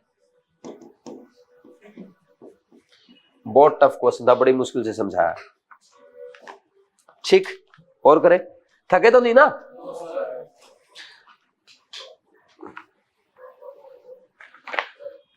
एक और, इन 2 oxides of sulfur, ये थोड़ा अच्छा क्वेश्चन है। इन 2 oxides of sulfur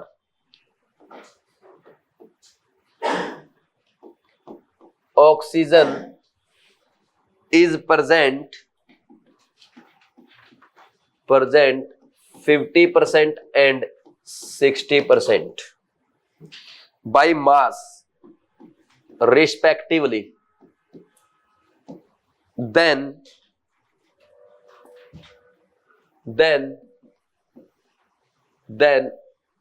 ratio of mass of sulfur that combines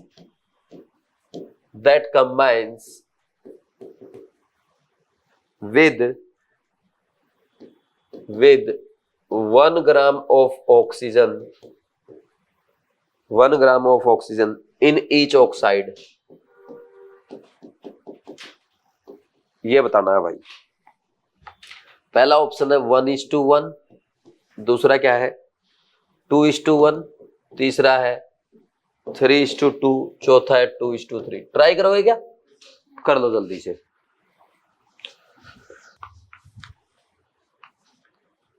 देखो भाई क्या आएगा, आप 2 ऑक्साइड है, पहला ये लिख लो सल्फर और ऑक्सीजन का, ठीक, इनके आप वो फाइंड आउट कर लो। देखो मोलिकुलर फॉर्मूला, सल्फर कितना पहले में 50 और ऑक्सीजन भी 50 होगा, 50/16/32, क्या आया ये SO2। दूसरा सल्फर ऑक्सीजन, ये कितना 60, ये 40/16।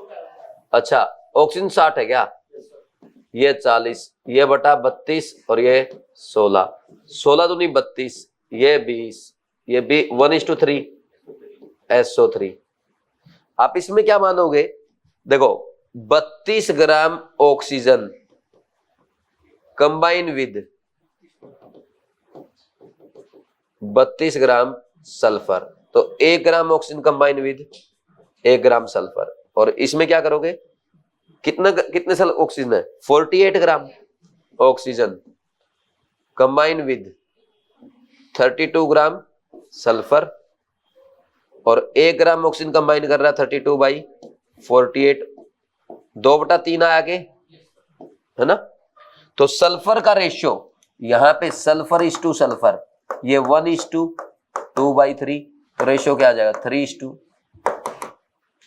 बोलो दोबारा बताऊं, किसी को समझ में नहीं आया तो बोल दो, थक गए क्या, कर लोगे। आपने दोनों का मास फाइंड, दोनों का मॉलिक्यूलर फॉर्मूला फाइंड आउट कर लिया। SO2 होता है 64 ग्राम उसका मोलर मास, तो 64 में से 32 है ऑक्सीजन, 32 है सल्फर, तो 1 ग्राम ऑक्सीजन कितने के साथ कंबाइन कर रहा है, 1 ग्राम सल्फर के साथ। इसमें 48 ग्राम ऑक्सीजन 32 ग्राम सल्फर के साथ कंबाइन कर रहा है SO3 में, तो 1 ग्राम कंबाइन करेगा 32/48 यानी 2/3 ग्राम सल्फर। तो यहां पे ऑक्सीजन का रेशियो, ऑक्सीजन 1 ग्राम ऑक्सीजन कितने सल्फर के साथ कंबाइन कर रहा है उसका रेशियो बताना है, तो 1 ग्राम इसका 2/3, रेशियो 3:2। किस किस का ठीक था, थोड़ा लेंथी क्वेश्चन है बस ये, और कुछ नहीं है, कर लोगे, लिख लो जल्दी जी। नेक्स्ट करें स्टार्ट। अब लिखो भाई सॉल्यूशन। सॉल्यूशन क्या होता है, सॉल्यूशन एक होमोजेनियस मिक्सचर होता है, it is homogeneous mixture of 2 और मोर कंपोनेंट।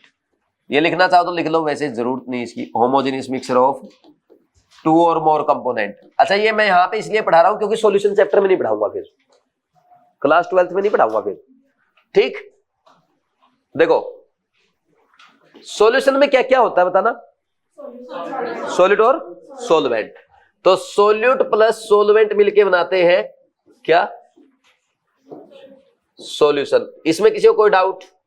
अब सॉल्यूशन में है ना, अगर मान लीजिए एक सोल्यूट है, अच्छा सोलवेंट हमेशा 1 कंपोनेंट होता है, कभी भी सोलवेंट एक से ज्यादा नहीं हो सकते, सोल्यूट ज्यादा हो सकते। जैसे हम नींबू पानी बनाते हैं, क्या करते हैं, शिकंजी बनाते टाइम पानी लेते हैं, पानी में नमक डिजोल्व करते हैं, चीनी डिजोल्व करते हैं, नींबू डालते हैं, तो पानी तो है सोलवेंट, बाकी तीनों क्या है, सोल्यूट। 1 और मोर देन 1 होता है ये, 1 और मोर देन 1। बोलो कोई डाउट नहीं है। अगर दोनों एक एक है, ये भी एक ये भी एक, तो इसमें कितने कंपोनेंट हो गए, 2। This is called binary solution. हमारे सिलेबस में बाइनरी सॉल्यूशन ही आते हैं। और अगर ये एक है ये 2 है, ये कितने हो जाएंगे कंपोनेंट, 3, इसका 1 इसके 3 है, इसके कितने हो जाएंगे 4। अब मान लीजिए मैंने आपको एक सॉल्यूशन बना के दे दिया और उसकी कंपोजिशन मैंने आपको बता दी, आप कैसे बताओगे कि सॉल्वेंट कौन है और सॉल्यूट कौन है। सॉल्वेंट होता है मैक्सिमम अमाउंट में, मैक्सिमम अमाउंट में, है ना, और ये होता है लेस अमाउंट में, ठीक।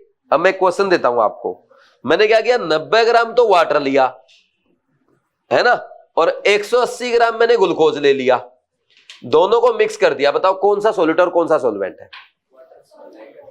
वाटर सॉल्वेंट कैसे, ज्यादा कौन है, वाटर ज्यादा, कैसे, वेरी गुड। कभी भी केमिस्ट्री में ग्राम्स में बात नहीं करते हैं।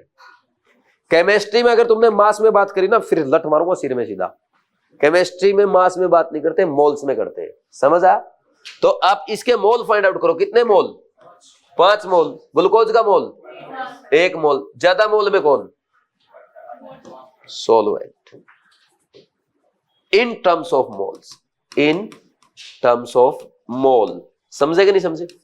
ये सबसे बेसिक चीज है जो बच्चा, कोई भी किसी भी आदमी से पूछ लो तुम, बोला हाँ यार ये बात तो सही है, सॉल्यूट और सॉल्वेंट दे दिया, बताएंगे कैसे कौन सॉल्वेंट है, समझे कि नहीं समझे।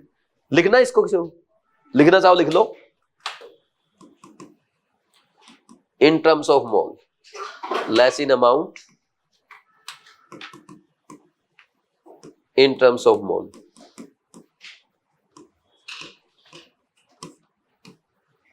लिखो भाई फास्ट।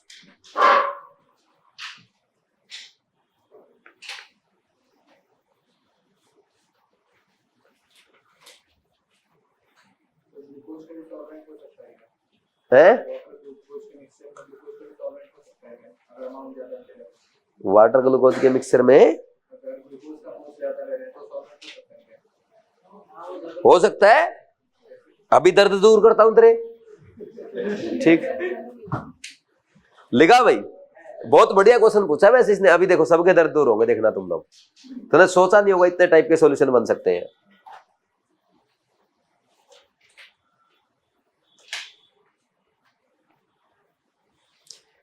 ये समझ में आ गया भाई सबको?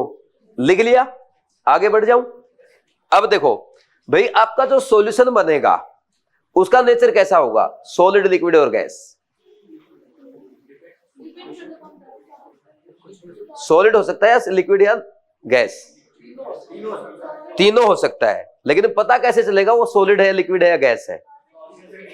जो सॉल्वेंट की नेचर होगी ना, वही आपके सॉल्यूशन की नेचर होगी। तो एक बार आप एक लाइन लिखो, फिर मैं आपको एनसीईआरटी की सॉल्यूशन चैप्टर की एक टेबल करवा रहा हूं। सॉल्यूशन में है, वहां नहीं करवाऊंगा, पहले ही बोल रहा हूं मैं कोई कंसंट्रेशन टर्म की बात वहां नहीं करूंगा सॉल्यूशन में। हालांकि सॉल्यूशन की जितनी भी कंसंट्रेशन टर्म है वो ज्यादा डिटेल में सॉल्यूशन वाले चैप्टर में दे रखी है, मैं यही कराऊंगा सारी। ठीक, तो लिख लो। तभी तो मैंने बोला मोल कॉन्सेप्ट से 2-3, मैंने क्या बोला था फर्स्ट डे कि आपके पहले 4 चैप्टर से 15-16 क्वेश्चन भी आ सकते हैं। अब ये पार्ट है सॉल्यूशन का, मैं करवा रहा हूं यहां पे, तो एक क्वेश्चन आ सकता है ना यहां से। ऐसे लिखो, nature of solution is same as that of nature of, बोलो, सॉल्वेंट। यानी सॉल्वेंट की जो नेचर होती है ना, वही सॉल्यूट की होती है। ठीक, सॉरी, सॉल्यूशन की होती है। मैं यहां लिखता हूं सॉल्यूट, मैंने यहां लिखा सॉल्यूट, सॉल्यूट में मैंने मिला सॉल्वेंट, और बनेगा क्या? सॉल्यूशन। ठीक है, अब मान लीजिए मैंने ये गैस लिया और ये भी गैस ले लिया, सॉल्यूशन कैसा बनेगा?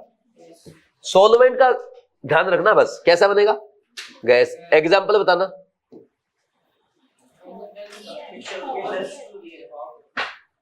फॉग थोड़ा ये यार, फॉग तो वैसे ही कोलॉइड है। सॉल्यूशन और कोलॉइड में डिफरेंस होता है। सॉल्यूशन और कोलॉइड अलग अलग चीज है। ये क्या एग्जांपल क्या है? एयर लिख सकते हो। ठीक, देखो एयर में कहीं दिख रहा है क्या तुम्हें अलग अलग पार्टिकल? कोई, सारा होमोजेनियस। अच्छा, यहाँ ऐसा तो O2 वो तो ज्यादा हो रही है, यहाँ CO2 ज्यादा है, सब जगह एक जैसी है, होमोजेनियस मिक्सचर है। ठीक, दूसरा मैंने क्या किया, लिक्विड ले लिया सॉल्यूट और गैस ले लिया सॉल्वेंट, कैसा सॉल्यूशन बनेगा भाई? गैसियस सॉल्यूशन बनेगा। एग्जांपल बताओ है, बताओ। Moist air, moist air example नहीं हो सकता क्या? अरे ह्यूमिड एयर, मोइस्ट एयर में क्या रहता है? वाटर रहता है, वेपर्स रहते कि नहीं रहते? तो लेकिन वो लिक्विड हो जाता है, गैसियस रहता है? गैसियस।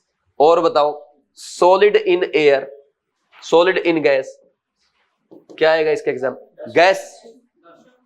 ठीक, dust in air, very good, होती है दिखती नहीं है। समझे?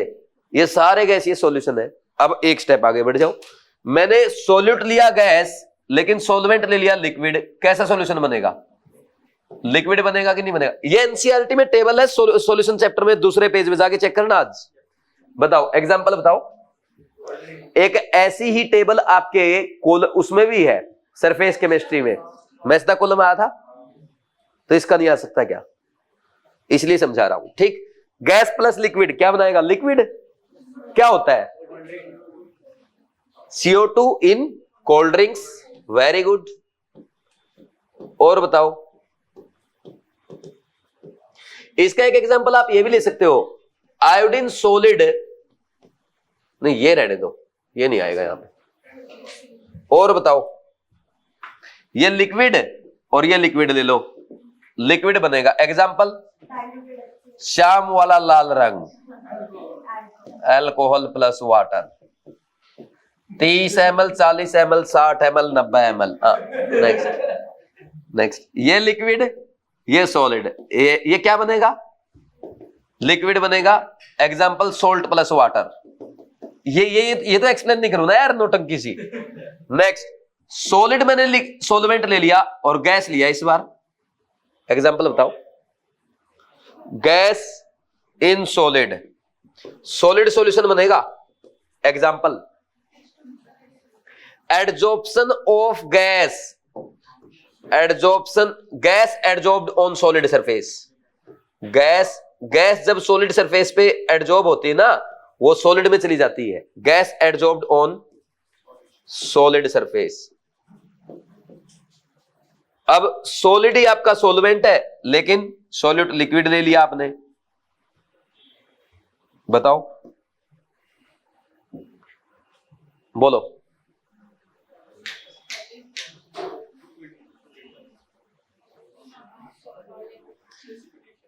एग्जाम्पल बताओ। सॉलिड ही बनेगा, इसमें कोई डाउट नहीं है।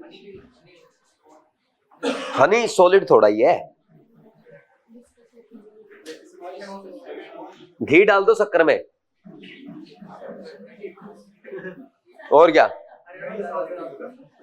नहीं, क्या दिक्कत है? कोई दिक्कत हुई क्या? क्यों? और क्या बनेगा? पेस्ट कहां बनता है? अरे भाई, सॉलिड ही तो रहता है भाई। चीनी लो, चीनी का बूरा बना लो और उसमें ना पानी डाल दो, सॉलिड ही रहेगा वैसे तो वो।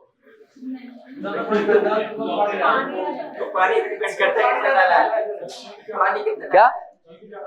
चीनी ज्यादा? अरे फिर वो तो सोलवेंट है, वो तो ज्यादा लेना ही पड़ेगा ना। तो ये दिया जाएगा एग्जाम्पल।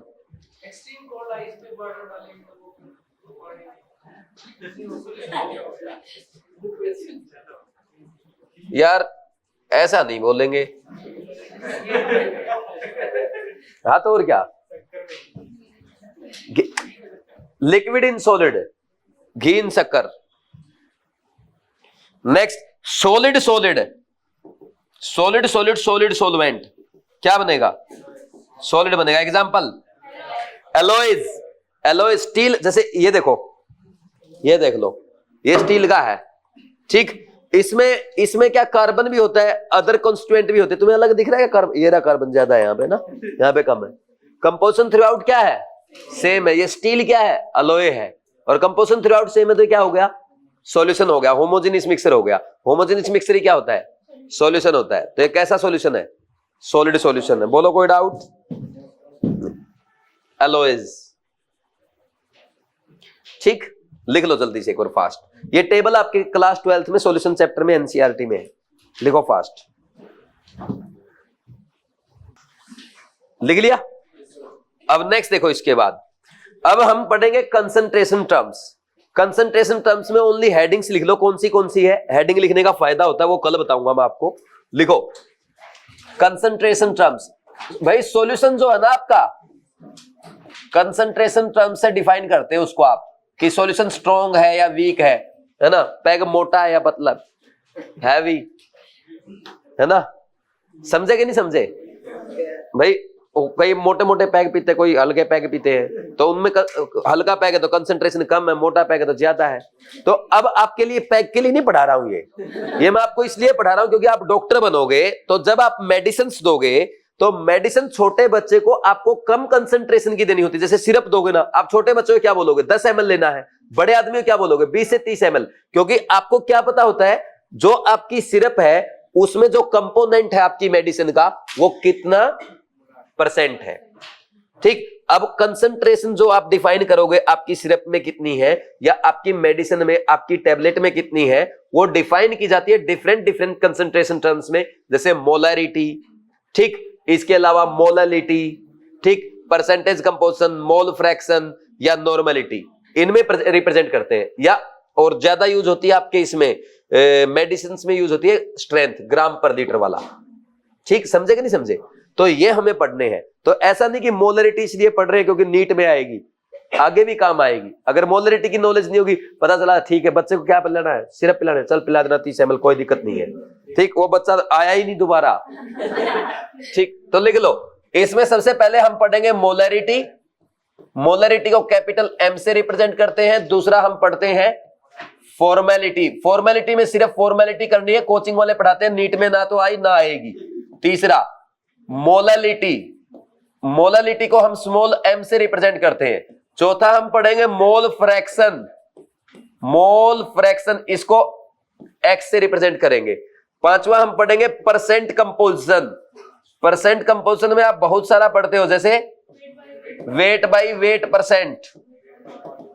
एक इसको ऐसे लिख लो, weight by weight percent, weight होता ना, आप देखना कभी टैबलेट के पीछे पत्ते पे लिखा होता है ये कंपोनेंट पैरासीटामोल इतना वेट बाई वेट परसेंट है, सिरप के पीछे लिखा होता है वेट बाई वॉल्यूम परसेंट इतना है, वॉल्यूम बाई वॉल्यूम परसेंट इतना है, ठीक। और ऐसे आप चॉकलेट के रैपर या किसी और कोई चीज लेके आते हो मार्केट में, उनके पीछे आपने लिखा देखा होगा।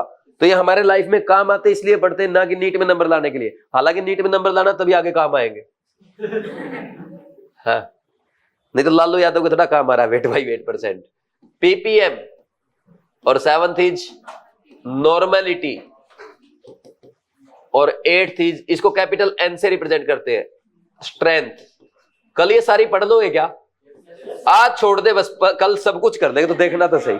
ठीक है भाई, आज के लिए इतना काफी है। ठीक, कल से सीधा मोलरिटी स्टार्ट करेंगे। क्यों ये इसलिए पढ़ा दे ताकि टाइम वेस्ट ना हो। 15 मिनट में होगा, कल ये आधा पौना घंटा खाता है फालतू का टाइम। ठीक, थैंक यू भाई। एक सेकंड ये और देख लो एनसीईआरटी में क्या करना है। एनसीईआरटी पढ़ रहे हो आप लोग? एनसीईआरटी में एक तो स्टोइकियोमेट्री और एक कंसंट्रेशन टर्म वाला छोड़ के बाकी सब पढ़ सकते हो आप। बाकी सारा पढ़ा दिया मैंने। कल मना किया था ना सेक्शन 1.7 पढ़ने से। Section 1.7 atomic mass, average atomic mass, formula mass, molecular mass आज पढ़ लेना है। डाल्टन थ्योरी अभी मत पढ़ना। Dalton theory section 1.6 next chapter में पढ़ाऊंगा, एटॉमिक स्ट्रक्चर में पहले लेक्चर में कराऊंगा। Law of chemical combination section 1.5 पूरा पढ़ना है। आज आप सेक्शन 1.5 और 1.7 कंप्लीट कर सकते हो। ठीक है भाई, थैंक यू।